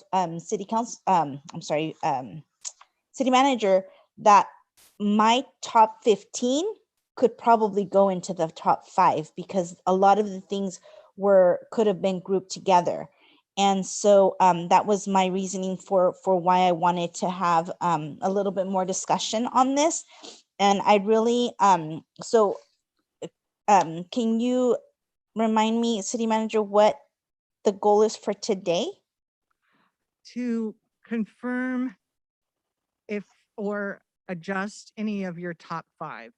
So if you would like to group some of your top 5 together, if something fell under an item, you can give us that feedback today and we can make those adjustments. Just so we can, before the next budget meeting, finalize the council's priorities. Well, for me, my opinion, I think that we need to have a little bit more discussion on this, because, for instance, one of the items on here is settling the Super 8 resident, issue that's coming up here in June, really, really quickly. Some of the items that I brought under the customer service had to do with working in partnership with some of these, community leaders, or partnership with all these different agencies. So that actually falls together, and it falls under the customer service. The process, to me, it just seems like it needs more discussion than just these are the top 5 that we all had and we're going to vote on this. I think it warrants a little bit more discussion, because there's a lot of other things that we could have incorporated in this. A couple of the council requests that I did, or a couple of the things that I did request, had to do with, which is under the customer service, I believe it was, which was the, procurement policy, and I know you guys are working on that. The other thing was I wanted a list of contracts with services, their costs and their expiration dates, which I know you guys are working on that. Also, for any money that we're giving out, like if we're giving the different agencies money, or the different community partnerships, or whatever it is that you call them, like for instance, the Boys and Girls Club, the animal shelter, do we have an ad hoc committee for audits, because we're giving them quite a bit of money. I think the Boys and Girls Club, I think the last check I saw was like $25,000 for the Selma animal the second chance animal shelter, it's a $95,000 a year that we're giving them. So are we auditing those? Those are the kind of things that I want to know, and I want to have, transparency on. So those are, I feel that those are under the customer service, but they're still, have to be addressed. So those are Certainly, priorities for me. if you would like to change out some of your priorities, if some of the things that you have listed in your top 5 are also listed somewhere else, you might be able to move some of those customer service items up without losing things that are important to you. All of the things that I had on my list are important. I just feel like we need a little bit more discussion on this to, because we can't just narrow it. I mean, today we're supposed to narrow it down to how many? I'm sorry, I couldn't hear you. Sorry, I said how many, today we're supposed to narrow this down to how many? Well, we'd like to have council's top 5 priorities from each council member. So that gives us a sense of how we should plan for budgeting. So this. So I have a question for you. Yes. With the information we provided to you, you don't know what our top 5 priorities are individually? We do. It's right here on this spreadsheet. So taking into account that this year we decided not to go, as you can say, where no one knows what we voted for, or what our individual, we're in a political round here. Let's be really perfectly honest. We're voted in by the members of the community. And 2 years ago when we were here, we all went. Can you speak up, please, council member? Sorry, it's a little hard to hear. Yeah, we can't hear you. It's just hard to hear. Okay, can you hear me now? Yeah. So 2 years ago, we sat in the conference room and we went and we numbered every priority, and we were able to figure out what our priorities were. Right now, we're being told that we still need to narrow down our priorities, even though we all put down our top 5 priorities, probably top 15, top 20. I believe we need more time. I believe that, maybe give us a worksheet. And if you still haven't got the feel of basically what the majority wants. If the majority says infrastructure is number 1, why do we have an issue still questioning what our majority of our council wants to distribute the funds for this year, for the fiscal 2021 or 21-22? You're asking for direction. I'm asking for direction also. Why have we already provided to you the top 5 to 15? Are you still asking us to move them around? And as I look at things, are you saying that I actually said customer service was number 1? No. Right? The items are below your name that you voted on. So under Councilmember Trujillo, number 1 was sewer infrastructure. Number 2 so was if I see 3 council members having infrastructure number 1, why are we still questioning what our priority lists are?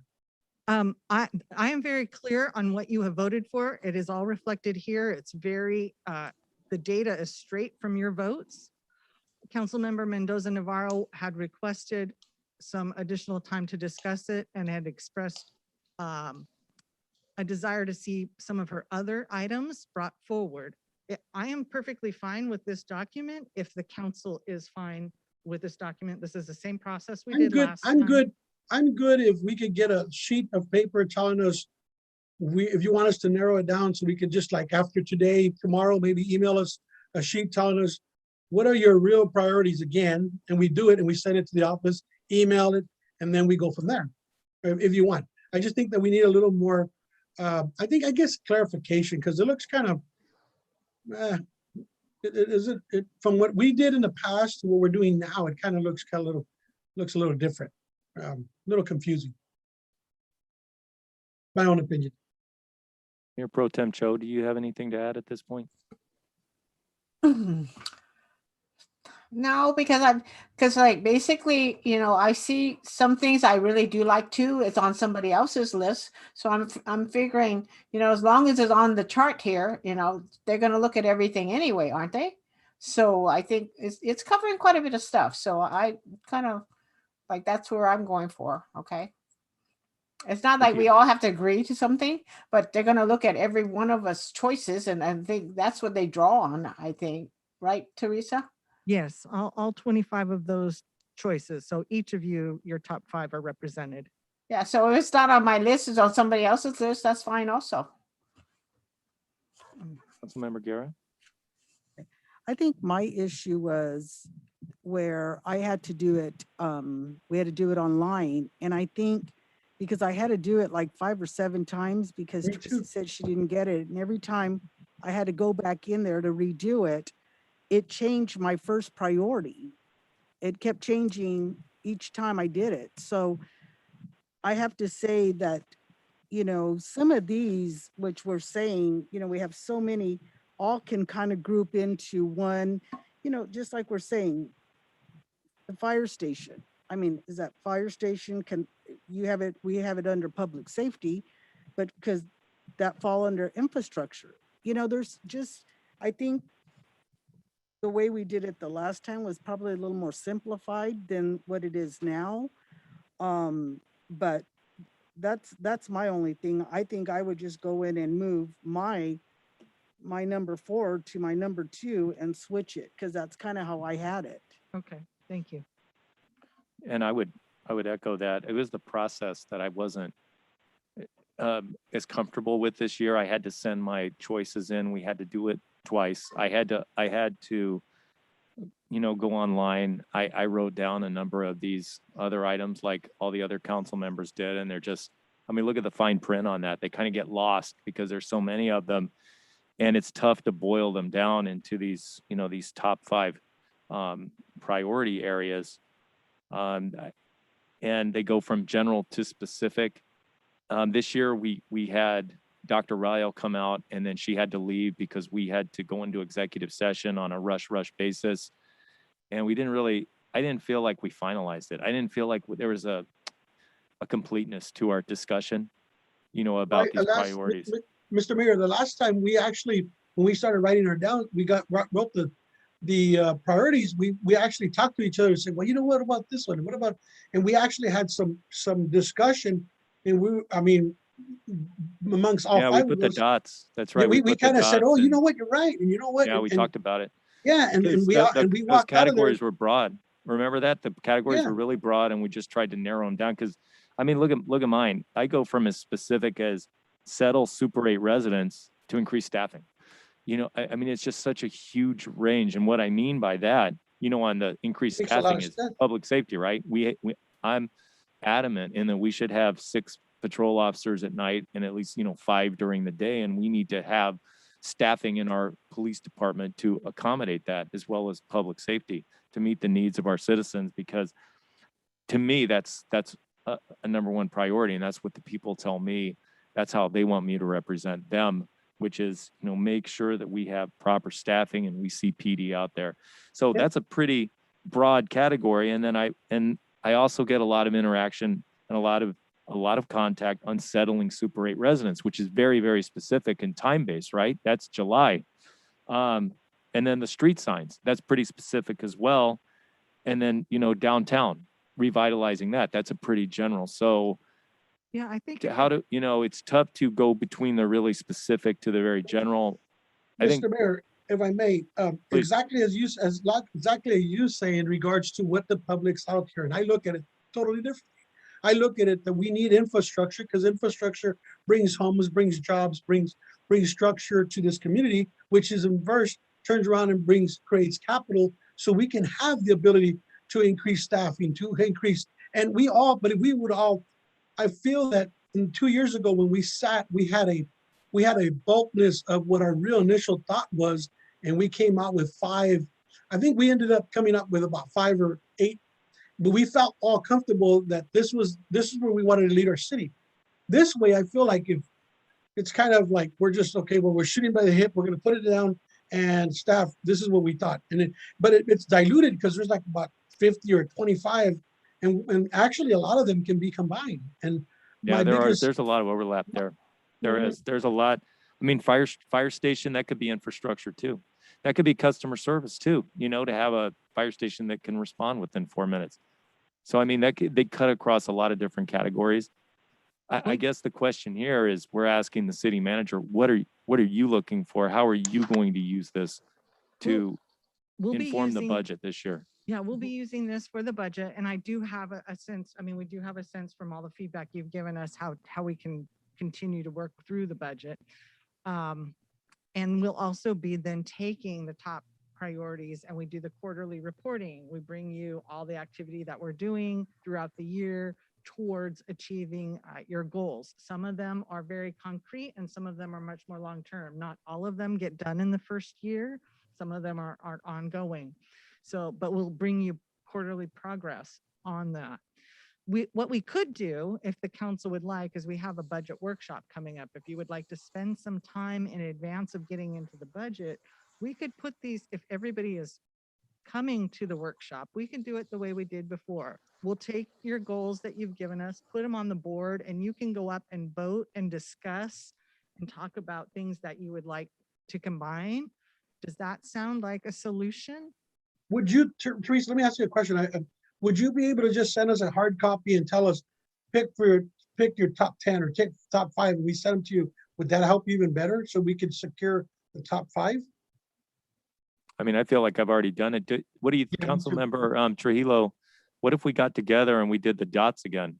Or we had a flip chart where we all actually so we sat can in the same combine room. some of them. So we can combine a couple of them and say, this one should go with this one, don't you think? And then we move it over to the priority list that it's at, the top 5. I would be good with that. I don't know about the rest of the council. Would everybody be good with coming in and having a workshop like that where we kick it around and we try to agree on some of these things, where we We do it be like Teresa, like the city manager is saying, after before the budget, we just do a couple hours and bust it out and go in there. Yeah. Yeah, I think we have a closed session sometime. I'm sorry, not a closed session, but a budget workshop next week. We could add an hour. Would an hour be adequate for you? We'll have all the goals up on a board under the categories and you can look at them and talk I feel like this is a really good first step, but I don't think it's complete. I think it's a first step. Because it's so vague, it's so general and so specific. It's kind of strange. I think we can refine it. And if we get together for an hour and we talk about it, then I think we could refine it. We could get it down. Yes. Okay. So, all right. So I think the direction's clear. We'll come back next week and further refine this and look at this in person and talk about our goals and priorities for the coming budget. Does that work? Yep. Council good with that? I like that too. Yep.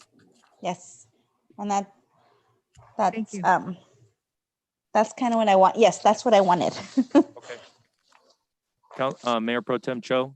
Yes, I agree with that too. Okay. Councilmember Trujillo, good? Yes, I agree with that. Councilmember Guerra? Okay, I'm good with it. Okay. While we're all on the subject of the special budget meeting for next week, I did send out an email to council regarding the feasibility of everybody's schedule. I did not receive confirmation from everyone. Would this be an appropriate time to request availability from everyone, or would you mind emailing me? Friday or Wednesday? What day did you put down? I must not have read that one. I'm sorry. I didn't see it either, right? City Clerk. So it was the budget meetings for the second week of May and the fourth week of May. So staff has asked to just look at both the full week, either from the May 10th to May 14th, and then again, May 24th to May 28th. And we're looking at starting at 9 a.m. and possibly ending at noon. 2 meetings or 1? We're looking at 2 meetings. So the first budget meeting would be held that second week of May, and we're looking at holding the second budget meeting on the fourth week of May. And we're looking at the time is the time, right? Are we looking at a morning or afternoon? Possibly starting at 9 a.m. is what we've done in the past, but it's completely up to council to provide direction on what day of the week would work best for you and what time would work best for you. Is everybody good with next Wednesday? That's perfect for me on the morning too, please, morning. Wednesday. 9 to 11, good? Yeah, Wednesday's a little Wednesdays. tougher for me. Monday, Yeah. Tuesdays are good for me. I'm only available on the Fridays. Yeah, and Friday, actually, I could do too. It has to be in the morning. Yeah. Well, Friday Friday the- doesn't matter. Yeah. Friday the 14th and 9th. and Friday the 8th and Friday the 28th. I'll do those two, Friday the 14th and the 28th, mornings. I told Raina that already. We can't do the 28th, but Yeah. Sarah could do the, Councilmember Garrett can do the 14th, and I can do the 14th, Friday. Can we do it like the 27th? No, That's it has fine. to be a Friday for Councilmember Mendoza Navarro. Does it have to be exactly 2 weeks, or can it be 3 weeks later? I can let me look at my let me check my schedule for the 27th. Let me look at my schedule for the fourth week. So should we count on the 14th now, though, for at 9 o'clock? Yes. At 9 o'clock on that one? Okay. Yeah. Does that work for everybody? Yes. Yeah. Okay. Yeah, that's good. City Clerk, did you get that? I got that. Thank you so much. Friday, the 14th at 9 a.m. All right. here at City Hall. Okay. Right. And then we'll just take this list and we'll further refine it, right? We'll come up, we'll have a flip chart, and we'll decide on really what our top 10 goals are, top 15, whatever we decide on. So we did not set up the second one yet, did we? We didn't. No. Okay. Councilmember Mendoza Navarro is going to check her schedule for the 27th.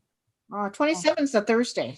Right. Yes. I have bosses and I'm a boss, so I got to check my schedule. Okay. All right.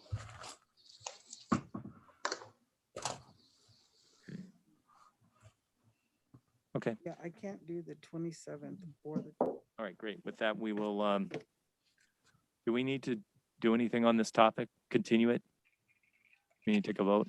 No, you don't need to continue it or take a vote, but since council discussed it at length, it should be opened up to the public to see Right. if they have any comments. With that, we will open up this item on council budget, council goals and priorities to the public. City Clerk, do we have anyone who would like to give their input on this topic?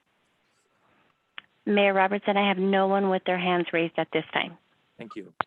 With that, we will move on to what was formerly known as item 2, which is now item 6. And Mayor this- Robertson, we have 2 members of the public that just raised their hands. I do apologize. All right, we'll move back to that item and take public comment. Mrs. Delgadillo, your line is open. Thank you. Can you hear me? Yes. Yes. Hello? Can you hear me?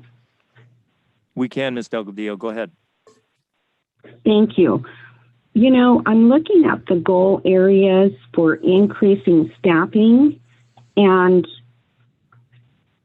if we're looking at public safety, and that's the number one thing that I believe is the utmost important piece of economic development, of customer service, of infrastructure, of community engagement and communication.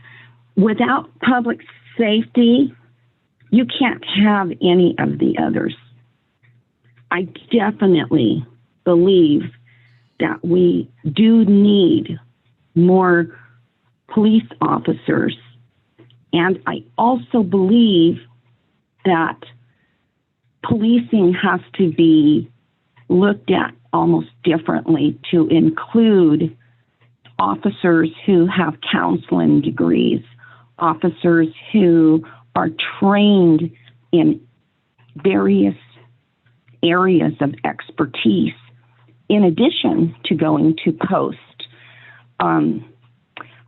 The downtown, that is the heart of the city. I really believe if you have a good downtown, everything falls in place afterwards. I go down streets and I don't even know sometimes what the street is. And a lot of the street signs have been stolen because young kids collect them. I think that we're way overdue for these signs. And number 4, the Super 8 residents, if we don't realize that we need somewhere to put all of the homeless people, we are going to be in hot water. We must find placement for the homeless. Everything that we have done in our city will become undone if we do not take the bull by the horns, so to speak. And the park, we're almost there. We're almost there. Let's do a good job. Let's make it look good and make it be something that we can be proud of. And I think we have to be very realistic as far as sewer goes. I don't understand how sewer could possibly be vital when developers are going to pay for the sewer. Let Thanks the very much, Ms. developers pay Delgadillo. for the sewer. Thank Appreciate you. Thank you. Thanks for your comments. City Clerk, anyone else like to comment on this? Hello? Yes, sir. Go ahead, please. Hello? Yeah, we can hear you. Oh, can you hear me? Yes. Hello? Yeah, this is Jim Avels again. And I'll be honest, you guys. Doug Ito's right. The priorities basically in the past were way back then when I got on the council was to public safety. When I say public safety, that means fire and police are included, because without the structure of fire and police, your city does not grow like it's supposed to, because the investors don't, they look at, and the reason why I say this, because when we went to Vegas, we learned that investors look at the track record of the crime stats and everything, and how safe your city is when they invest their money. Because these are investors. They look at hard dollars. They're in there for the long haul. And you want these people to stay for the long haul, not for the short term. You want them, but at the same time, public safety has to be the top priority in the cities. You know, if you don't have it in place, you don't really have a safe city, and no one's going to come and invest in a safe city, or the services of public safety. As far as when 911 is called, someone's grandmother needs assistance. If you don't have, and we're very blessed. Our city of Selma is very blessed. The team that we have in play, as far as our fire department, we have some paramedics on there that assist the individuals before the ambulance gets there. And those critical moments are very important. I thank the fire department for being part of that operation. And as far as the police department, they get there for the public safety, for the citizens out there, keep the crime stats, because we don't want another crime. It just happened with one of my friends in Parlier. You know, unfortunately, it's a bad situation. I don't like this thing will happen here in Selma, because, you know, when you know somebody and tragic things like that happen, it's not good, you know, in public's eyes. That's all I got to say. Thanks, Mr. Avalos. Appreciate your comments. City Clerk, do we have anyone else on the line? Raina, can I just get a minute? Yes, Mr. Zuniga. City Council, I think it's a great idea that you guys are going to sit down again and go over to go into more detail, because I think, like you said, the last two phone calls, everybody's been on the same track. I think the first agenda should be in every council member's priority is the public safety. That should be the top priority for the community and everything, because everything resolves around, like Ms. Delgadillo, the housing, the businesses, that all falls under public safety. You know, you want people to move in here, and like I said, they are going to look at that. I would look into all that issues, like, well, you know, how's the crime rate going in that community, and like everybody's aware, you know, in the state, they just announced it 2 days ago. 76,000 inmates are going to be released from the state prisons. So we just need to be prepared for what's the outcome, because I don't think the community has really thought about that. You know, I worked in corrections for 25 years, and we're just barely seeing the peak of it. It's gonna get it's going to get a lot uglier. So we need to be prepared, just like the military does it. Hey, you train and you prepare for the situations, what's going to happen, what could happen. And with the release of 76,000 inmates back in the communities, it's going to get bad. So I think the city council really needs to really take that in consideration and listen to the citizens out there. And I'm sure 9 out of 10 is going to say that public safety should be the top priority of this community, because it's going to get bad. And I'm not just saying it to scare people. I'm just being realistic. We do really need to look at public safety and the fire department area, because there you think it's bad now. It's gotten good in the community. I mean, I'm proud to be a Selma resident. The last 2 years it's drastically changed, but we need to stay on track with that. And like Scott said, if we need to get 6 police officers per shift, we need to do that. I mean, that should be a priority for this community. Public safety is what I think you guys all really need to focus on it and go that route. Thank you guys for the time, and you guys enjoy your rest of the evening. Thanks a lot for your comments. Anyone else who would like to comment tonight, City Clerk? Hi, Mr. Cortez, your line is open. Yes. So real quick, if you guys can educate me a little bit more on what is it when you guys say about the updating the sewer lines. So if you guys can, after I get off, if you guys can speak on that just to educate me a little bit more. But also real quick, I think now in the day we live in, it'd be interesting to see. And this last caller just spoke about, and I just seen the article also, how there's going to be a lot of inmates that are going to be released. What can we do maybe as a city? I know it's a big scale, but I think a good solution would be to try to get some people into rehab and different types of programs in that case. And another key factor, I believe, is starting to impact our youth that are heading in that wrong direction. I mean, just today I was driving home from work and I saw this classmate of mine, and now he's just wandering around town and he's looking like he's really in a deep hole. And I even pulled over and gave him like a little like a card, and I talked to him. So I think now in these times that we live in, it's not so much about just incarcerating. And trust me, I'm like pro, if someone does something bad, they have to go to jail, but I think we got to look at it a little differently. And because like young people nowadays are being attacked through so many avenues. You got social media, you got peer pressure, you got drugs, you got pro weed vendors, and you got pro this and pro that, and it's tempting to a lot of young people. And if we don't take into account what's going on in the minds of these young people, we're gonna see the problem just get worse and worse. So yeah, thank you.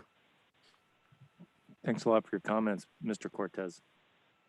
City Clerk, do we have anybody else who would like to make a comment tonight? I do not have any other callers with their hands raised at this time. Okay, thank you to the callers for all of your different perspectives on tonight's really important topic about goals and priorities, not just of the council, but for our city. Very, very important.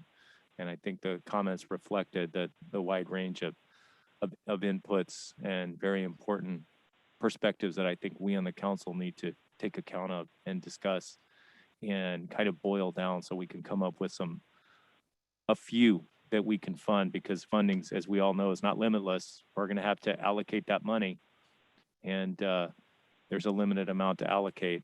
And I think the more we discuss it and come to an agreement on it, the more informed choice we'll make by listening to citizens, just like the ones who called in tonight.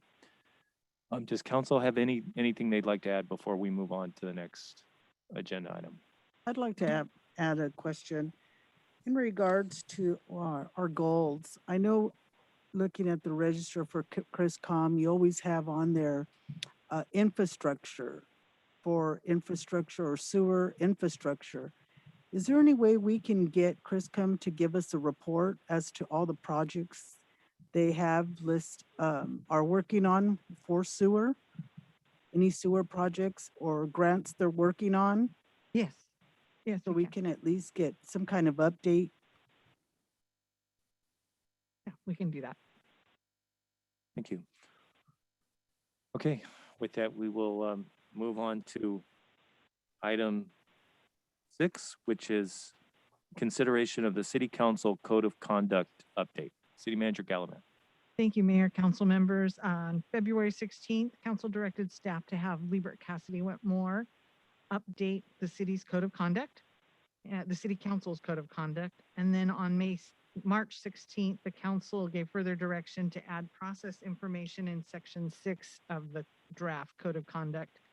Section 6 is on enforcement and compliance.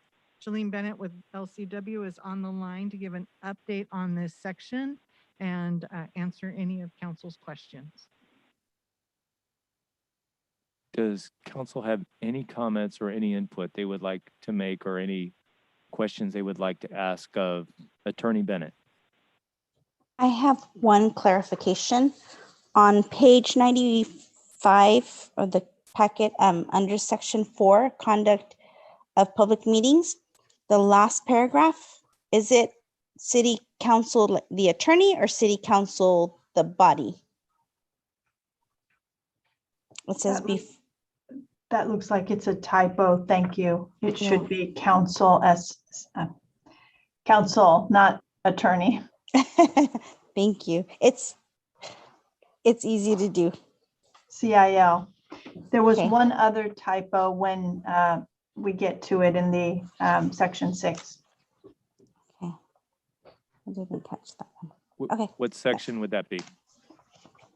In section 6, it's not necessarily a typo, but there is a place where parentheses are included where we still need your council to make a decision on whether or not you want a 2/3 of the council vote on public censure or a majority of the city council present. So you need to pick one of those.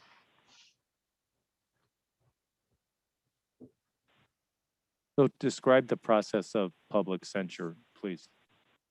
Sure. So the way we've laid it out here is pretty consistent. And it is in section 6. The additional process we added starts at the end of the second paragraph, is the third paragraph, and also the fourth, a portion of the fourth paragraph. But essentially, it is that any allegation of violation of this code by a member is going to be referred to an ad hoc committee composed of one council member that's not the subject of the allegation or allegations, the city manager and the city attorney, who basically do an initial intake to determine, and it's pretty much a legal intake to determine what further, if any further fact-finding process is required and whether referral to the full city council is appropriate. That initial inquiry by the ad hoc committee would include, Mayor, and I think this does go to your question in significant part, due process provided to the individual who has allegations brought against him or her. And it would be providing the council member an opportunity to know what the allegations are and present information to the ad hoc committee. And then the process would continue with following the fact finding, and usually that's an investigation. Typically for at your high level, it's by an outside investigator. If there are sustained allegations against a city council member, then the city council may decide in open session to bring a public censure against the individual based on the allegations, the fact finding, the allegations being sustained, and it's basically a resolution. And then that formal public censure is where at this point your council would need to decide whether you want to have a supermajority, which is it would require a 2/3 vote, or a simple majority of those present. Also, we've made clear in here that the public censure is what is limited for your council. The other members of the other boards, committees, etc., there could be these other types of sanctions. But for the city council, it's limited to the public censure based on whatever you decide on the vote.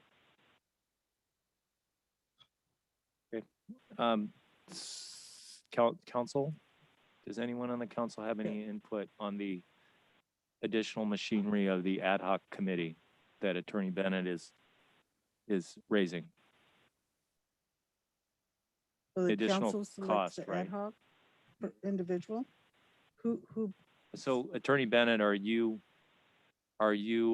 saying that this ad hoc committee would consist of a paid attorney, someone from the community? Are you actually talking about the composition, or would it be someone on the city staff?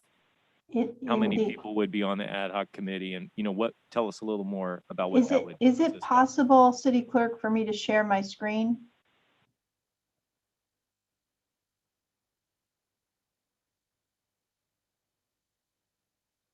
Raina, can you hear that? Absolutely. I just made you a co-host. Thank so you. now you have that ability, of course. Thank you. Mayor, Council, can you see my screen? Yes, but it's kind of hard to read the writing.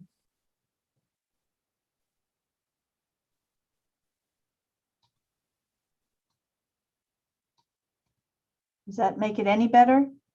Yeah. So Okay. A little more legible. So the blue and red are what we added since we last met with you. And your council asked for more process. And this process, Mayor, going to your question, is right here in this paragraph. An allegation of violation of the code by a member will be referred to an ad hoc committee. And here's the composition. It's one council member who is not subject to the allegations, the city manager, and the city attorney. And that's the initial intake group. And it is primarily led by legal, the city attorney, assessing whether or not this is a matter that does require follow-up and referral to the full council in open session.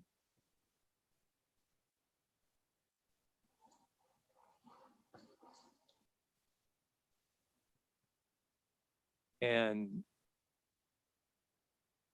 the city council would then, how would it be referred? Any council member could report, or could it be anyone that could report a violation? Up here in this paragraph, it's any member, so any city council member who becomes aware of any breach of this code of conduct by any other member shall report that violation to the mayor or city manager for possible further action. If the mayor is the subject of the alleged violation, the member shall report the violation to the city manager or city attorney. So it is limited in scope, and it is basically one council member bringing forward an issue against another. So what about members of the commissions who feel like their rights have been abridged? They can't report a council member. It's only for one council member to bring it up against another council member. An allegation. I may have misspoke. I apologize. I may have misspoke. The mayor and the chairs of the boards of commissions of the city shall have the additional responsibility to ensure compliance. Any member, it could be mayor, it could be as broad as any member of the city council, boards, and commission members. So it could be a member of the public who actually goes to a member of the commission or a member of the council who reports a complaint against a council member. Is that correct? And the council member says, okay, I'll take your complaint and I'll report it to the ad hoc committee. Excuse me, that's not the way that I understand it. The way that I understand it, the members are the city council and the members of any board of commissions. That's the way that I understand it. It's not the public, like a private citizen is not included under members. But isn't the public the stakeholder in this? I mean, we're here representing the public. Shouldn't we be accountable to members of the public as well? And if, there's something that a council member does to a member of the public, I mean, that council member ultimately can be voted out. That's how, we get our job performance reviews. But on a more immediate basis, what if a council member, does something out in the public? What does the public do then? Do they have a forum? Do they have an avenue of reporting? And it looks like if this ad hoc committee is there, why wouldn't it take a referral from a member of the public to a city council member as well? It seems only fair, as we answer to the public. So what you are seeing in front of you is pretty consistent with City Council and Board of Supervisors codes of conduct. This is the general process, is that elected are the individuals. Sometimes it includes appointed, but more often it's the elected. And if you have here commissions appointed, they're the ones who are bringing forward the issues. The public and other types of complaints can be addressed through other mechanisms, but with a code of conduct, it's typically through an elected or appointed bringing forward the complaint. Yeah, but it could be, there's a little more nuance to it than that in experience. I mean, a council member could, for instance, go to another board and behave in a way that is unbecoming of a council member. That council member could be there or zooming in or watching the meeting in COVID days and seeing that and saying, I believe that's a violation, though it wasn't the proximate cause, or it didn't actually directly affect that council member like you're intimating or implying tonight. The council member did see something that offended their sense of decorum that the other council member did. And so in a way, that is an indirect violation of the code of conduct by seeing how a council member conducts themselves at another board. So that's something that could be reported to the ad hoc committee. Is that correct? Are we able to read that into this description, Shailene? I'm not sure I followed everything, but the way this is written is it's got to be a member of the city council, boards, and commission members that would bring forward the complaint. Now, where the complaint germinates, where it emanates from, the genesis of it, I don't know. It would be very fact specific, but this process here is that the complaint moves forward through one of these elected or appointed individuals. So fair enough. So before the commission the council had the ability to appoint and remove for any reason a commission member. Would this add the additional layer of bureaucracy to not allow the council to remove a commission member if there's an infraction of this sort of nebulous code of conduct? And so then there would have to be a hearing under this ad hoc committee. And by the way, would the There's person no hearing. I'm sorry?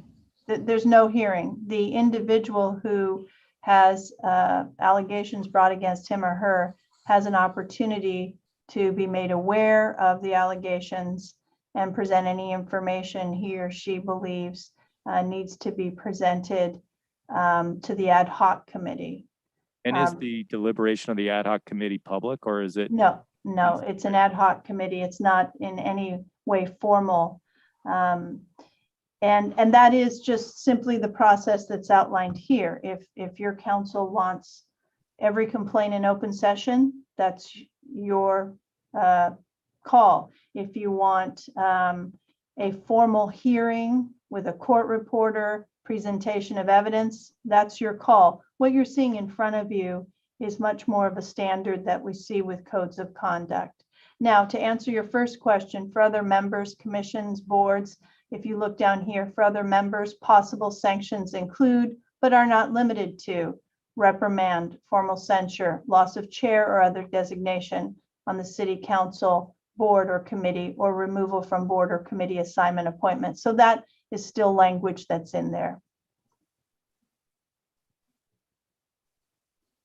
Shailene, I have a quick question. Now, here is stating council members and board and commissions. So does that include the Planning Commission, Personnel Commission, Pioneer Commission? Because they represent the city along with city council, correct? Correct. Okay, so let me just take it a step further. Is harassment. Okay, a council member is harassed. And I'd like to know, I was told by you that if that happens again, to call 911. So I'm reading all this and I'm looking at this as, how does this really protect me? So I won't go into the details of the discussion that I had with you that related to whether someone feels their physical safety is in danger. That's separate, that's law enforcement. Harassment is legally different from that. And if an elected, a council member believes they're being harassed by another council member, it does not fall under the four corners of an employer's harassment policy, because you are not employees that are covered by that as far as being able to harass each other. And generally, the dialogue is that for elected, the way that harassment is addressed is through public censure. And that's the process we've outlined here. Okay, that leads to my next question. Thank you for that. Okay, and this will be to our new attorney, Mary. I was told, well, you heard Shailene, I want to ask you, elected official, city council member, a mayor, we're elected officials. Are we considered city employee? Yes or no? So that question is, it depends. So we've done an analysis in the past when we've been asked this question. If you get a payment for being on city council, there are times you could be considered an employee for purposes of getting things like aid. So state aid, low income housing, things like that. I may need to look at it further because I've only looked at it in that context, so I can come back to you with an answer. Aside from the fact that you're not out there trying to get some sort of aid from either the county, the state. For those purposes, and you get a stipend, you are considered an employee. We have looked at that. Question back for Shailene. Are you done, Councilmember Grant? Thank you. Question back for Attorney Bennett. Are you there, Shailene? Yes. I can stop sharing. I'm sorry. The question I have at this point is, you get this big ad hoc committee, go through all the time and the expense of that, have a hearing, maybe the person who's being complained against hires an attorney and goes forward from there, and subjects the city to potential further liability that way with the lawsuit for a counterclaim and harassment. So then it goes through the ad hoc process, say, and the city decides, yeah, we're gonna censure this person. So then what? So what does that mean? Tell me what happens then. It is On your record.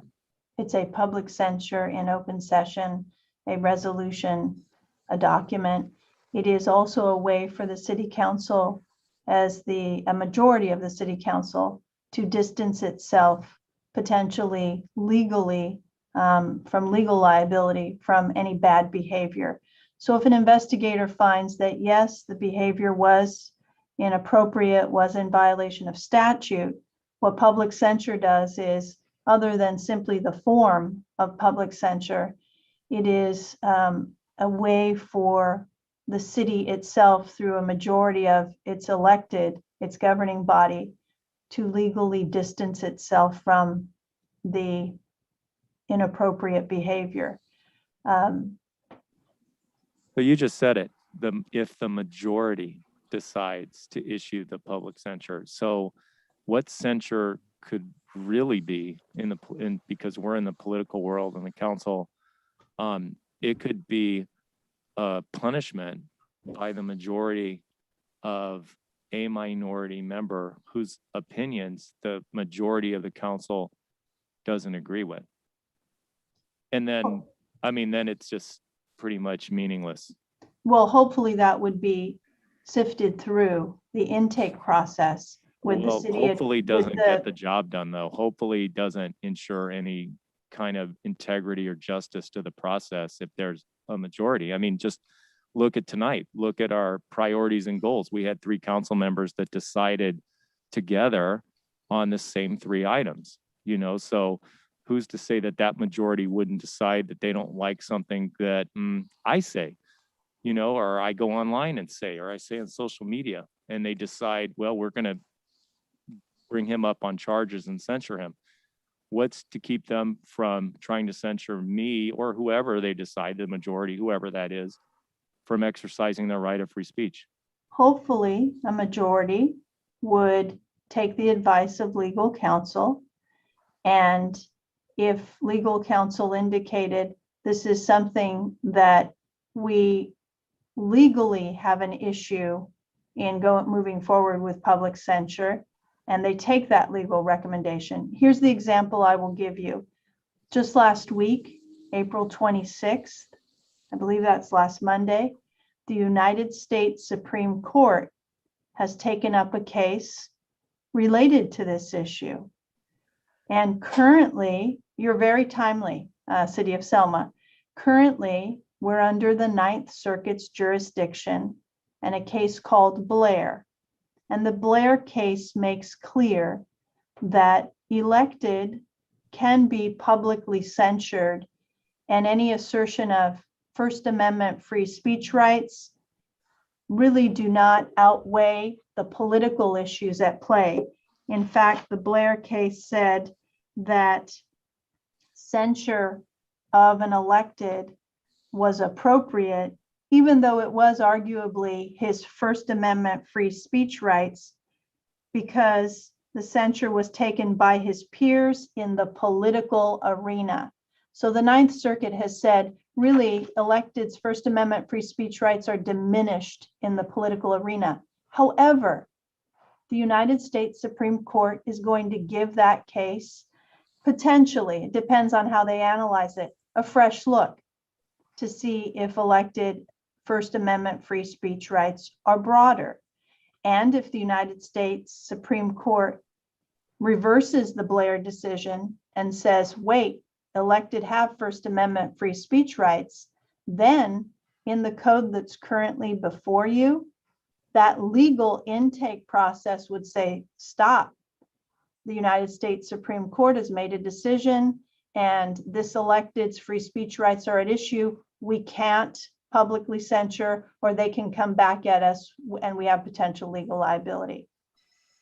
So that's where I say, hopefully, there would be legal advice in the intake process on something just like this, whether or not elected have First Amendment free speech rights. Well, I mean, just to take this, make it just a little bit more uncomfortable, and I don't want to do that, but I have to, just to get the truth out there. I mean, I think it's ironic that our council is considering this code of ethical conduct tonight after 3 members voted to allow a member of our council to pay their personal legal bills with taxpayer money. And as you said, Shailene, council member is not an employee. So a complaint, a lawsuit against a council member who doesn't represent the city means that council member is an individual and should be paying their own legal bills. And so I find that as an egregious abuse of ethics on our city council. I need to clarify, not an employee under the government code as it relates to harassment allegations against an employer. That's where our opinion is, not an employee in that sense. But as your city attorney has clarified, there may be other situations where stipends involved that they could be an employee. But in this arena of harassment allegations, our analysis is not an employee. Where there's a gift of public funds to individuals, as in this case, there's a clear 1090 violation. Getting back to this code of conduct, it seems that the censure is going to be something that could be interpreted politically, or it could be something that might be effective. Who knows? But to me, that's the difference between this code of conduct and what the council did in 2016, when there was an allegation by a commission member of another commission member harassing them. And it definitely could be used, censure could be used as a tool to try to silence somebody, or it could be used the way it should be used, to stop harassment. Council? So as a steward of the public, we are all responsible to be, to be transparent and to make sure that we're respecting each other. And so I take that very lightly. You're talking about me using public funds, like they mentioned, that it depends. And I'm not going to get into what we discussed in closed session, but there was a vote. And so, the city voted, or we voted to pay for the attorney fees. But I think that this is needed because of many things, not just, as a personal attack. I think it's time to be updated. And so this is the time that we've spent a lot of time already. This is already like 3 or 4 months or so that we've been spending on this. And with the clarification in section 4 to make it city council as the body of government, that's that typo, I make a motion to adopt the code of conduct with the majority council under number 6, that we adopt this today. Mayor, if I could interrupt, this item should go out to the public first. Okay, we will table that vote for just a little bit and ask the city clerk if there's anyone from the public who would like to give their input on this item tonight. Hi, caller ending in 948. Your line is open. As a reminder, please use *6 to unmute your line. Hello, this is Teresa Salas. I do have a question about the ad hoc committee. Shailene, you said it was 3 people, the attorney, the city manager, and one of the city council members who's not involved in the accusations. Who decides which council member is on the ad hoc committee? And does it only consist of those 3 people? Of course, all majority. Hello? I'm sorry, Mayor, do you want me to answer the question? Do you have an answer? City manager, do you have an answer? My understanding is that at the time of the allegation, we would determine which council member, Attorney Bennett, does that? That's correct. Thank you. Okay. I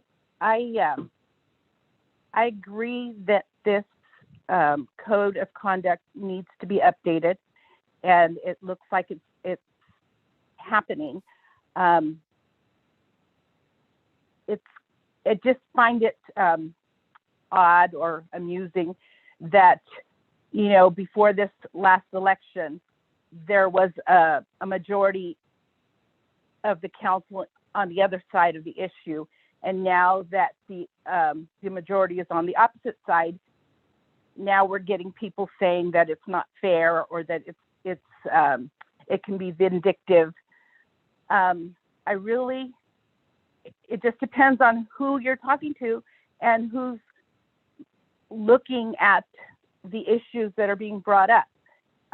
Hopefully, the 5 people who are on the council have the integrity to only bring things that are legitimately a violation of the code of conduct and not using it as a vindictive way to get back at somebody or censure somebody, which is not fair. And I personally know all of you on the council, and I feel that none of you would do that. I think that you're above that. You've been elected by the city, and you're representing the city's interests, not your own personal interests. And I feel that that's not even an issue. I really don't even think it should be brought up that somebody's going to be using it to get back at someone, because that's not what you guys are there for. I feel that that you guys should work together as a group. There's 5 of you.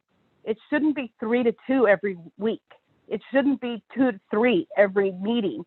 It should be 5 to 0 with you guys agreeing on everything.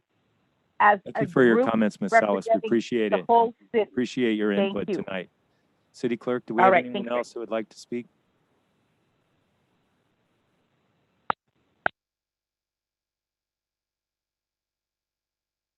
Hi, Mrs. Delgadillo. I do see your hand raised. As a reminder, please use *6 to unmute your line.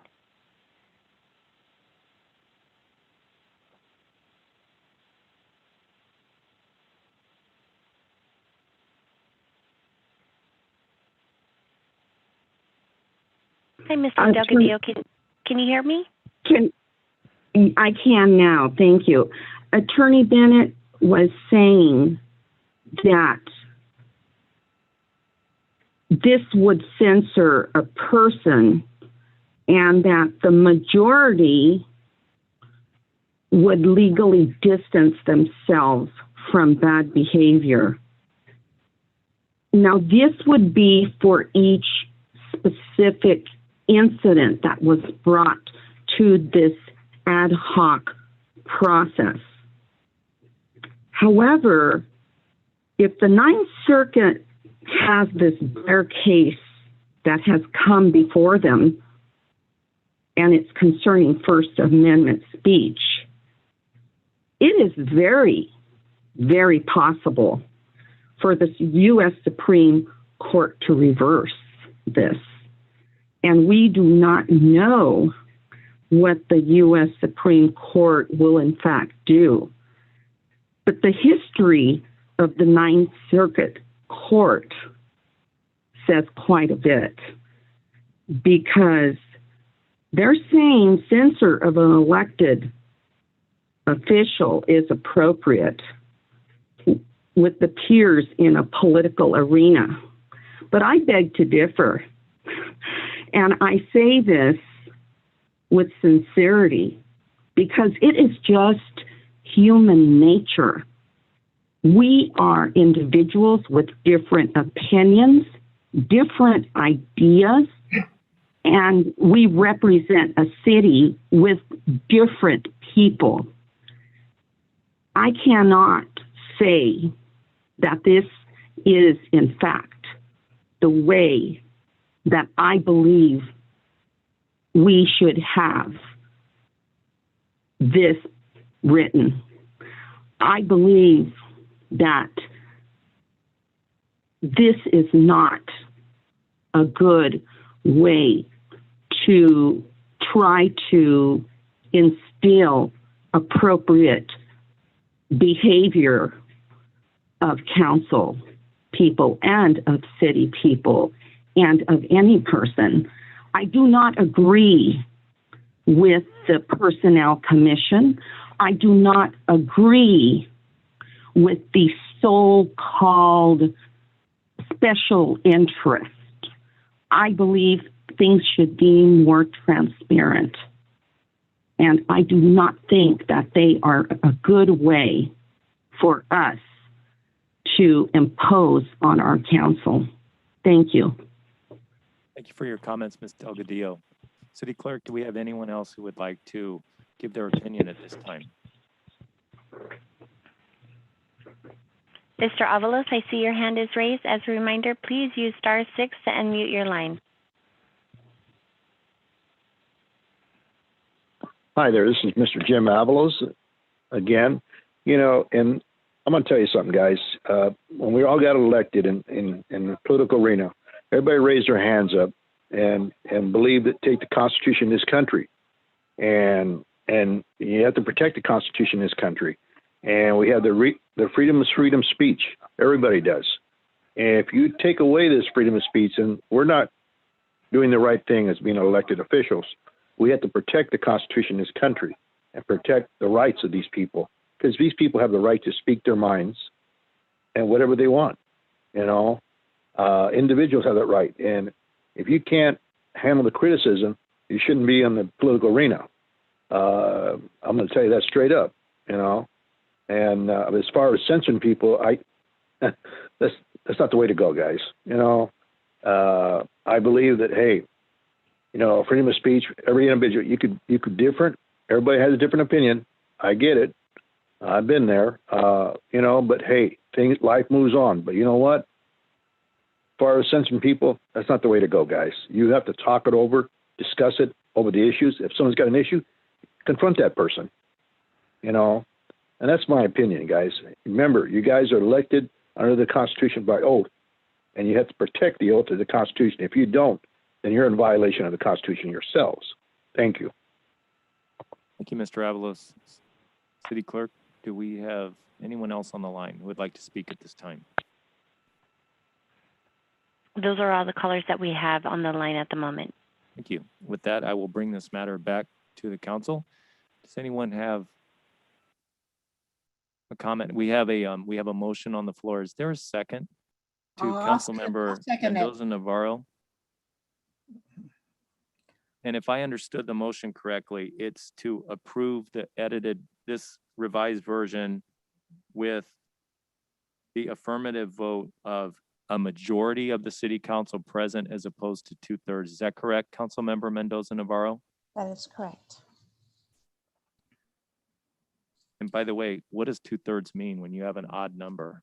How can you have 2/3 number? You have to have like an even number. Just going back to my algebra days. Oh, okay. I did make a motion for second on it, though. And is that a second for a simple majority to vote for censure of a council member? I'm not, okay, what is 2/3 of 5? I'm trying to figure. I wondered that too. The city attorney said it was 4. That means 4 out of 5. It was like 3 point something percent. I mean, I didn't quite That's the math. that one either. I know. So I think majority is the way to go. And I don't feel like this is really against anybody. I think in the long run, it's just protecting each of us. I think like all of us are adults on this round. Probably we won't need to go this round, but I think it's a protection for each of us. And I think we should respect, I mean, it's a code of conduct and it's just updated version of what we had before, I thought. So to me, it's just protecting us. I mean, if somebody is harassing us of some sort, you know, I mean, we should have a right to do something about it. You know, we're not picking on somebody. I don't think we're going 3-2 on anybody. So to me, everybody should feel safe to be in any position we're at, you know. So if there's any recourse, at least we have a recourse. You know, so that's what I'd say. Anybody else have any input on this before we call the roll? I will, I'll just put in my 2 cents that I think, you know, this is going too far. I think, you know, updating the code is fine. But putting this in is an actual way of discouraging people, I think, from running in the future when they see, oh man, if I get on and I'm an independent voice, I could get censured. The majority could go after me, and the council should not be a forum for that. I think it's really dangerous. And if someone gets their feelings hurt because they feel like they're being criticized and they're in the majority, they could very well go the censure way, which I think would render a censure meaningless. I don't think anybody would even respect it. And as far as this council so far, we've already had one flagrant breach of ethics, and that's not going to go anywhere because, there's no majority behind that. However, I'm sure other governing bodies out there that look into 1090 violations might have a different opinion. But in the meantime, we have a motion and a second. City Clerk, can you call the roll?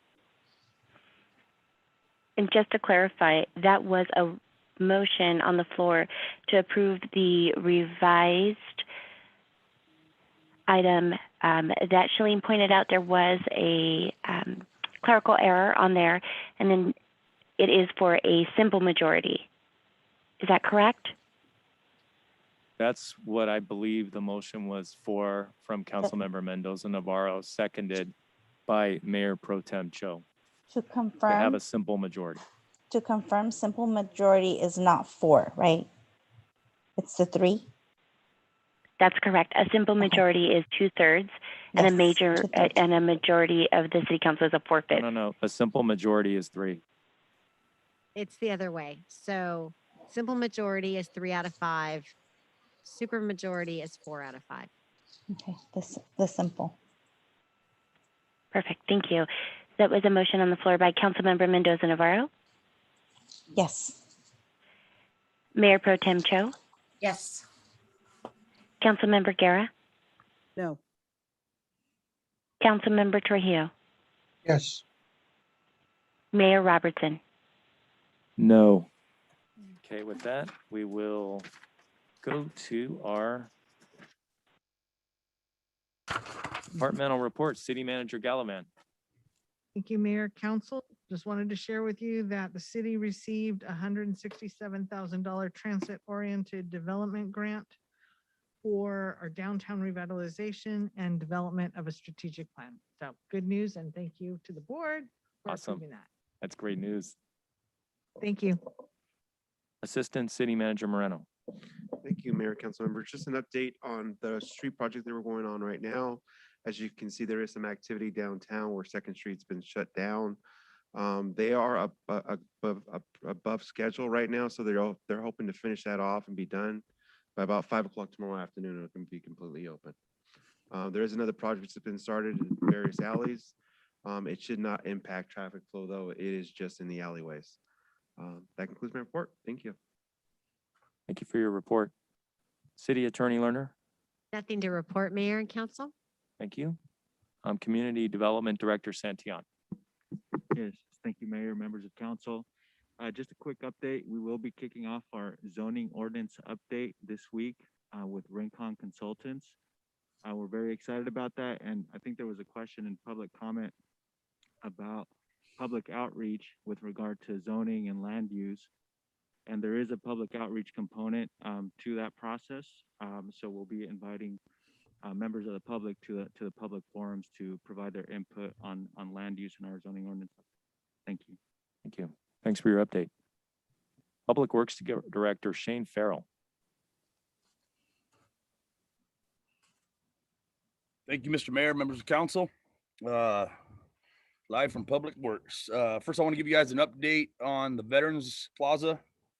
The irrigation system has been installed and is complete as of now. Let me back up. I want to say special thanks to Eliseo Zuniga and Post 12 for bucking up and for just helping out with this project. Anything Eliseo says he's going to do, he's a man of his word. He sticks to it. I'm sure he's probably getting tired of me because I'm calling him on Saturday and I'm calling him on Sunday and I'm going by his house and like I told you guys, I'm all in and I'm not going to stop till it's done. So anyways, special thanks to Eliseo and Post 12. Irrigation's complete. The electrical and lighting phase 1 of the project is about 75% complete as of this point. We will be installing the controllers, pulling wire, and hope to set the new light poles Thursday, pending availability of a crane. I also picked up the check from Liso today for all the landscape materials, and I delivered it today. And they are delivering the materials tomorrow. So you guys will see plants and landscaping taking place here in the next couple days, next week or so, and then we'll move on to phase 2. Also, I want to reiterate the fact that you guys probably all see the construction downtown, the streets being ground and repaved. I want to say thanks to all the merchants, all the citizens, everybody for their cooperation and patience with this project. As Isaac stated, the contractors are a couple days ahead of schedule. Fingers crossed we stay that way. They were out last night, all night grinding to make it less inconvenient for everybody. But anyways, thanks for everybody's cooperation on that. And that's all I have. Thank you, guys. Awesome. Thanks a lot, Public Works Director. Thanks for your hard work. You're welcome. Thank you. Fire Chief Peterson. Thank you, Mayor, members of council. Quickly, I'd just like to echo your comments earlier and thank everybody who came out this afternoon to donate blood, supporting Selma Police and Fire for our portion of Battle of the Badges. We had over 30 donors come out and donate and give back to the community and support the local blood center. And a big thank you to Naughty Chicks who came out and prepared and donated pretzels for all the donors. And the Selma Firefighter Association who purchased hot dogs, chips and soda and water, and we're out barbecuing for everybody as well. So awesome. It's always a successful event when we do Battle of the Badges. So thank everybody. Did we have a winner? Did we have more?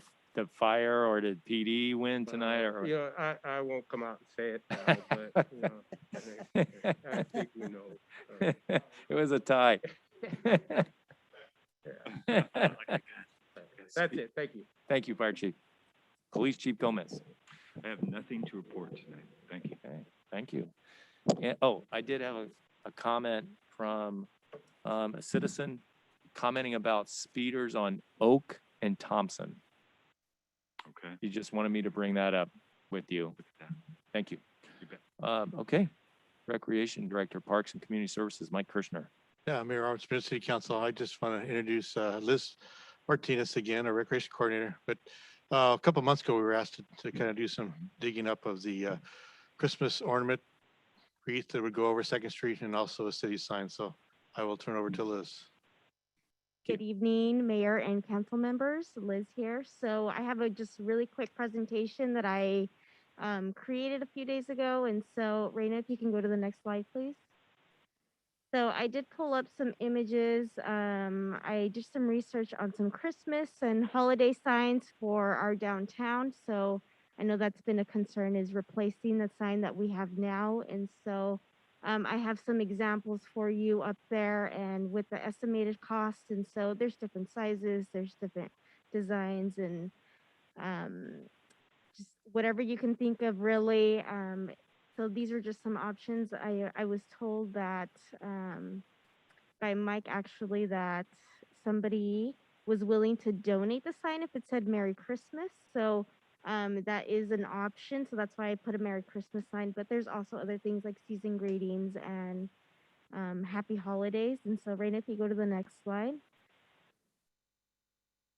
Those were the other options. So on the third image, there's actually a little Santa Claus with some reindeer. And so, like I said, they all vary in price and design. And so whenever you guys want to get some more information, I did put the links at the bottom just in case. Those were the websites that I used where I got the pricing from. And so, again, just an idea, and just I thought I'd give some images so that you guys can see some of the options. There are very, very, very some other ones that are, a lot different. And so really it's up to discussion. So next slide, Rita.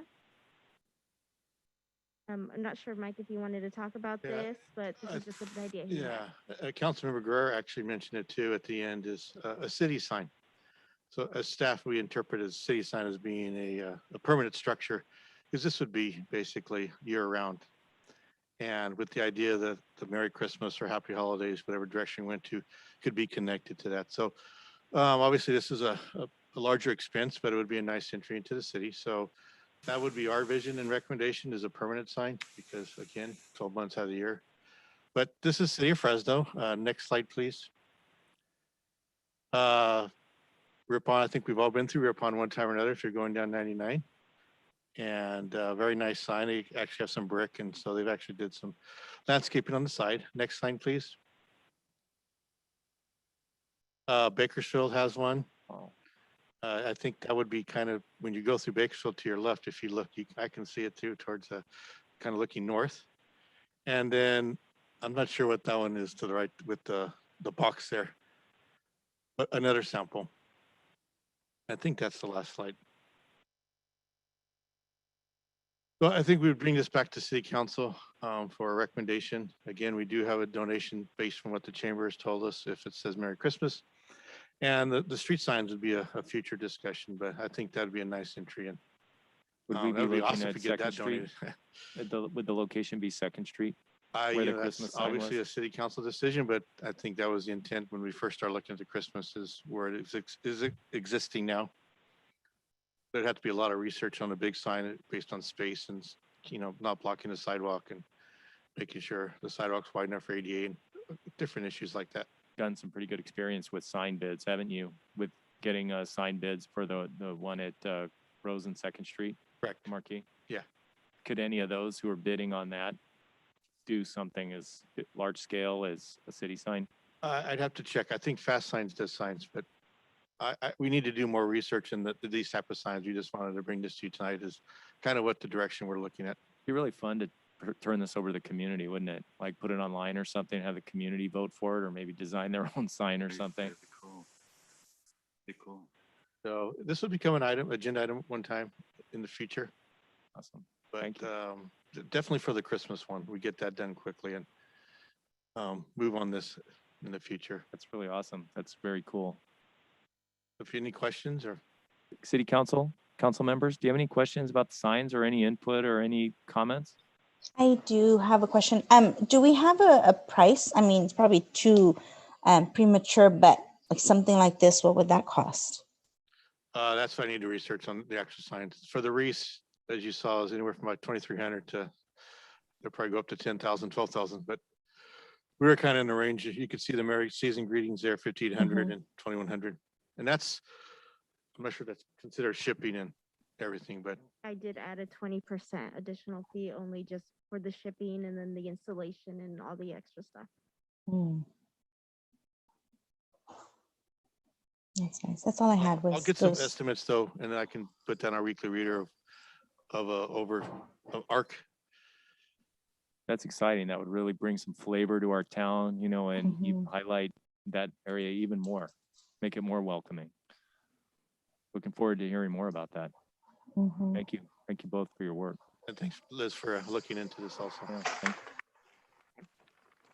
That we will conclude departmental reports and do council reports. Council member Mendoza Navarro. I don't have much other than I did attend the ribbon cutting ceremony at the Stanley Stadium, and it was nice to actually see it from the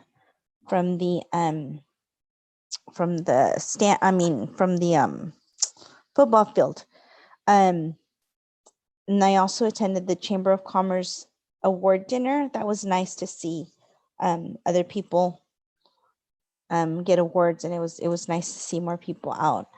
I attended the League of Cities. They had a FEMA reimbursement guidance for the project. I believe it was the home key for the home key funds. I'm sorry, not the home key, the room key funds. So I'm not sure if anybody else had attended that, but they gave some guidelines and about 100% reimbursement for some of those items for the, and I want to make sure I get it right because there's two different ones. There's a room key, which is the Super 8, and then there's a home key, which is more of a permanent or a not permanent, but like a transitional housing. And that's all I have. Thank you for your comments. Councilmember Trujillo. First of all, I'd like to just inform our city council. I know I missed the last city council meeting. I was, I don't know if you guys know this, but the last 4 years I've been building a project in Guadalajara, Mexico, and it's to fund orphanages that have cancer. We were there, received an award, was not thinking of receiving an award, but we received the award and I humbly accept that award. So that's the reason why I missed the last city council meeting, and I apologize for that, but this is a project and I'm really proud of that. Attended the ribbon cutting in Selma, the Selma football field. Attended the Rotary meeting, which is a great group of people, very great group of people, which I'll be trying to, hopefully they'll accept me. And attended the chamber, the awards banquet, and I need to give a shout out to the Young Citizen of the Year for 2021 or 21, Ashneet Gill. She's been employed with our office, and I was really proud to see her accept the citizen, the Young Citizen of the Year. And aside of that, that was it. Thank you. Thank you, council member, and congratulations on your award. Councilmember Guerra. Okay. I too attended the ribbon cutting for the new Staley Stadium. It turned out very nice. They have a beautiful weight room, so when you get a chance, take a tour. With that, I also received calls from parents in regards to their student or their children that are in track that weren't able to have a track meet here in Selma. And, you know, there was so much back and forth on Facebook and complaints, and parents know that, you know, we have an open door policy at our office, so they'll contact us or come by. So it was, you know, just couldn't understand why we would have a brand new track football field, but we couldn't get our students to do a track meet. So I ended up calling the athletic director, Randy Israelian, and Randy explained to me as to why they couldn't hold a track meet there, and it was due to infrastructure. There was a few things that still haven't finished in, and it was to dealing with their timing. And so we were kind of going back and forth trying to see what we can do, because like I've stated before, you know, my priority is the students or the kids here in the community, and whatever I can do, I'm going to try to do for them, you know, even if it's making a few phone calls. I even called Kirshner that Friday afternoon. I mean, I was just trying to do what we can. Later that evening, I did get an email from the athletic director, Randy Israelian, and he stated that they are going to have a track meet at the end of the month of May. And there will be 2 to 3 schools that will be attending. So he said they're gonna do that, and they've agreed to at least do that. Their timing, he said, will be manually done. They're gonna get some assistance that way, and they're gonna get volunteers. So I asked if anything we can do, I'm willing to volunteer, keep time, do what I can. And so I think that's important. You know, that showed some unity, coming together, doing what we can for these kids. And so I was really proud of that. And that's going to really make these parents very happy. And then I also want to thank Leslie Nelson and the Selma Beautification Committee for the outstanding job they did this Saturday. They were out there cleaning. They had a great response of volunteers, which unfortunately, I couldn't make it, but I will come out the next time. And then also on a personal note, that morning, my granddaughter was baptized. That's why I wasn't able to make it. So that's for, you know, everything for me. And other than that, and just on another personal note, I'd just like to say if we can continue to keep very good friends of ours, the Trevino family, in prayer for their loss this past Sunday. So that's it. Thank you. Thank you. Mayor Pro Tem Cho. Yeah, hi. I was able to do a ribbon cutting on Corbian Bakery in the Vadio area, and with their family. It was a really nice bakery. And they had a whole family there. It was really nice to be able to open their business for them. Then I also attended the ribbon cutting, of course, Staley Stadium. That was very, very nice. First time I've been there. It's beautiful stadium. I did also went to the Chamber Awards dinner. We were able to salute, like I say, Citizen of the Year. 2 years of it, since last year was COVID, so we did not do anything with that. So we had Junior Citizen of the Year. I'm proud of Chloe Mendoza. She got last year's Junior Citizen of the Year, and she's been one of my Leos ever since sixth grade. Now she's a senior and she's graduating, and she was accepted to Yale and Stanford. So she went ahead and selected Stanford. So she'll be going to Stanford. So we're very proud of her. Let's see what else. So that's about it. So it's just, like I say, we're just, the beautification. I had about 12 Leos go out and help. They had, I think, about 80 people out there. So we really got to get down to dirt. We actually were pulling weeds downtown. And so, I mean, it's really, groups, when we get together and work something like that, everybody came with their shirts wherever they belong to. Like the wrestling team was out there. I had my Leo shirts. So that is really neat to be able to see all the different groups come together and work together. It's really nice scene to see. So that was really nice. I think that's all I did this week, last week. Thank you, Mayor Pro Tem.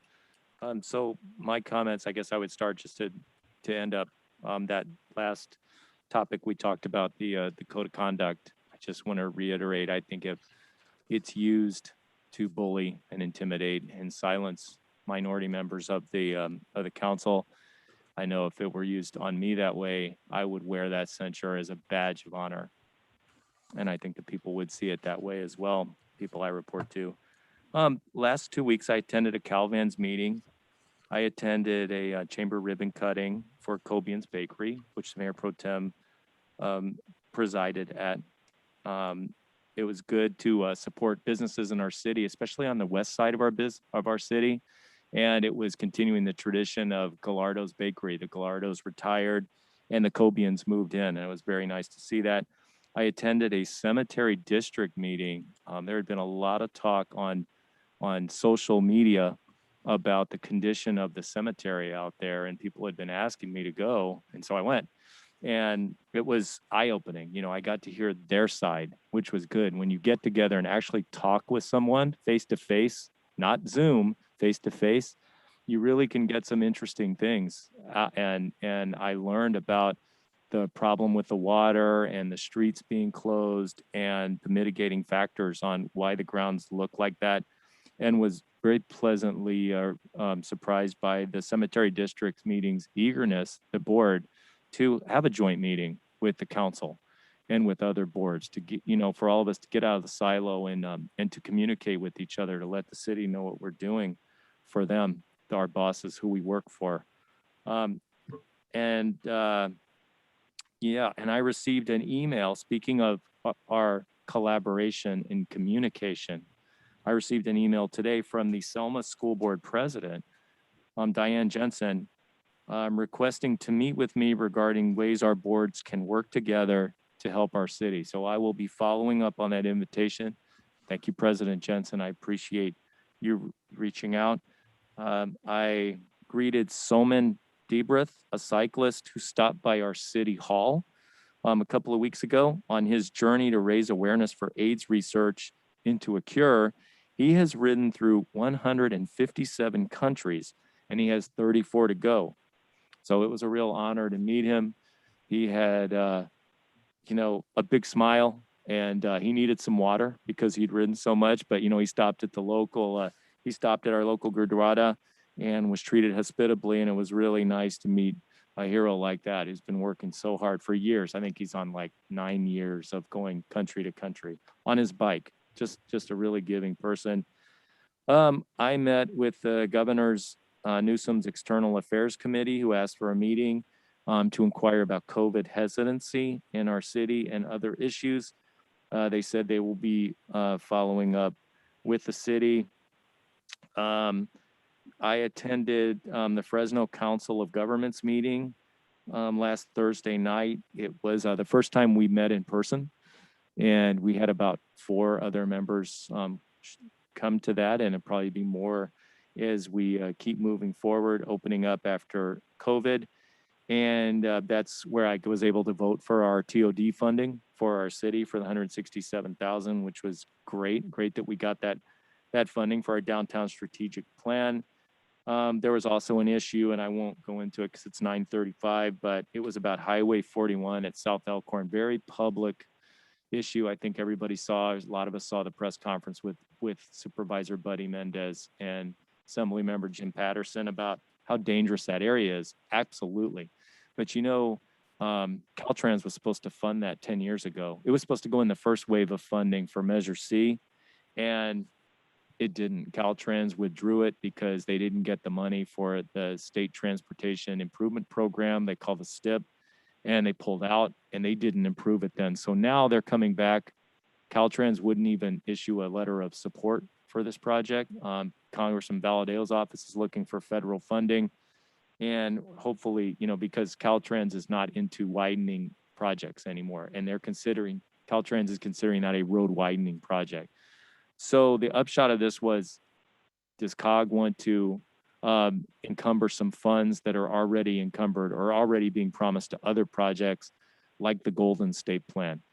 I would have brought this to the council for your direction as to how I should respond on this, but it wasn't a vote. It was discussion. It was, before we were meeting and well after the last meeting.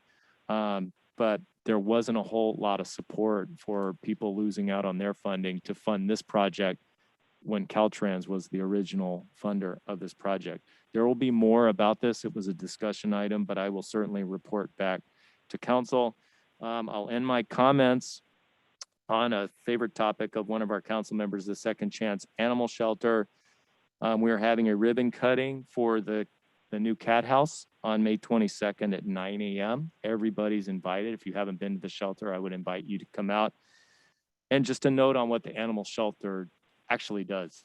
In the last week, we've had at the shelter dogs come in from people who've been arrested, and their families didn't want those dogs. So, just yesterday we had somebody get arrested, and we had 5 pit bulls come in. So the shelter takes those dogs when no one else will, and the shelter will try to do their very best. But where are those dogs going to go? When they get taken out of their house to their apartments, is ponder that one. The shelter does a very, very valuable thing for the community, and I'm proud to be associated with it. With that, we will move on to oral communications. City Clerk, do we have anyone who would like to make any comments to end us up tonight?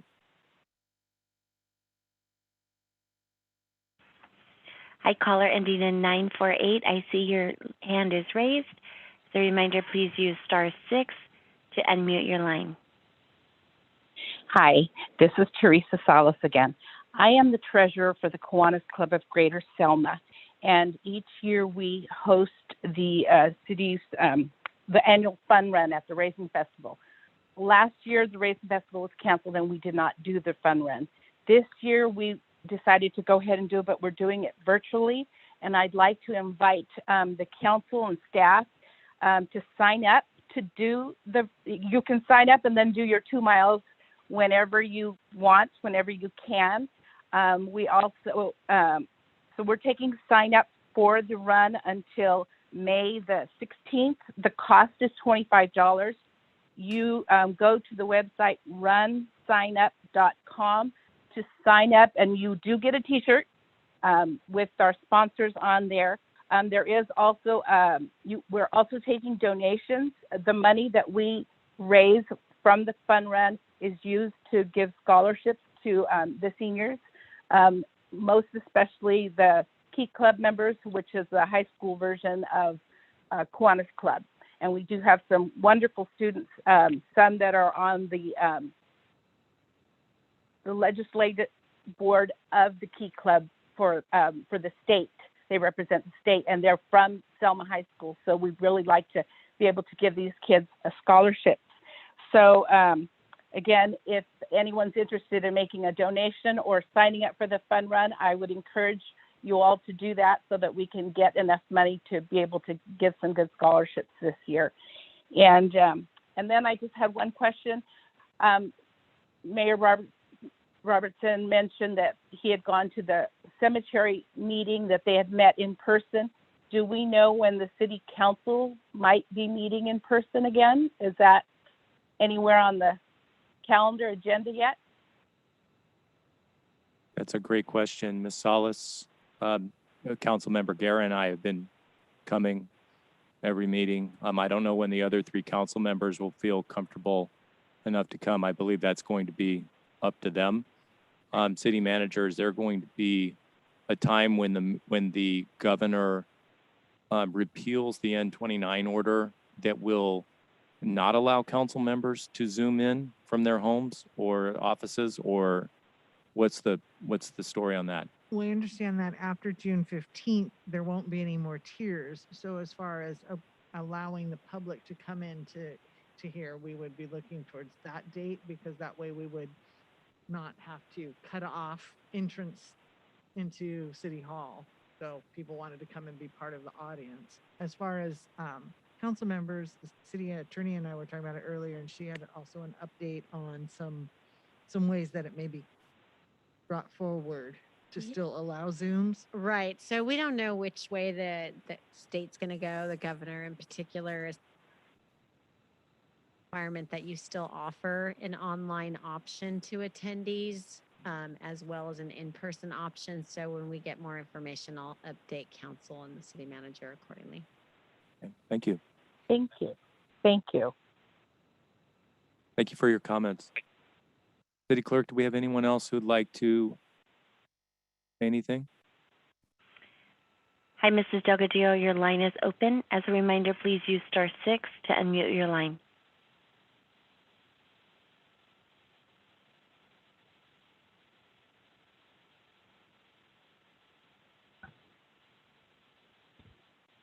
Thank you. I wanted to just say that I've been very busy trying to make phone calls and put together a proposal to help our community with homelessness. And there's 4 different specifications that I have placed in a proposal.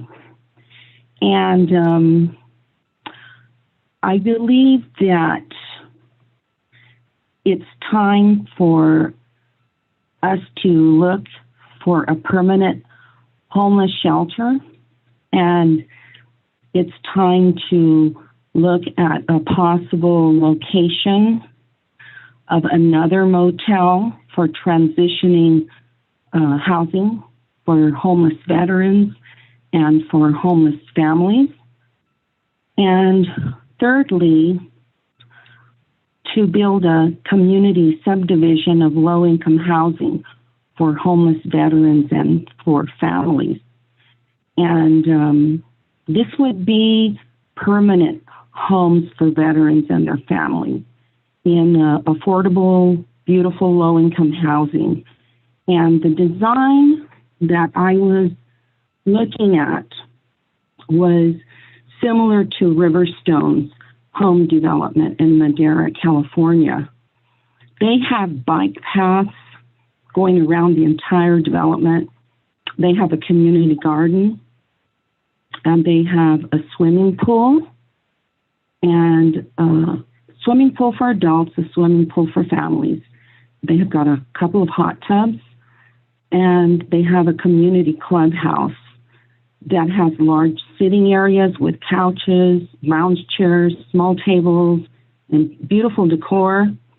And the clubhouse is stocked with produce, pistachios, nuts, dried fruits, seasonal fruits, healthy snacks that are donated. And the residents that live there would be able to check out these bicycles that they check in and check out, and they ride through the complex. A 4th possibility is to purchase fabricated small individual homes for transitional low-income housing in the outskirts of the city of Selma, in between possibly Hanford, Fowler, Kingsburg, Reedley, and finding that property through the County Board of Supervisors that they would rent to us for $1 a year. Thank you very much, And Ms. Delgadillo. We appreciate it. Your time is up on this part of the Thank oral you. communications. Thank you. You're welcome. Thank you. Thank you. City Clerk, do we have more public comment at this point? I see we have one more caller on the line, but I do not see he has his hand raised.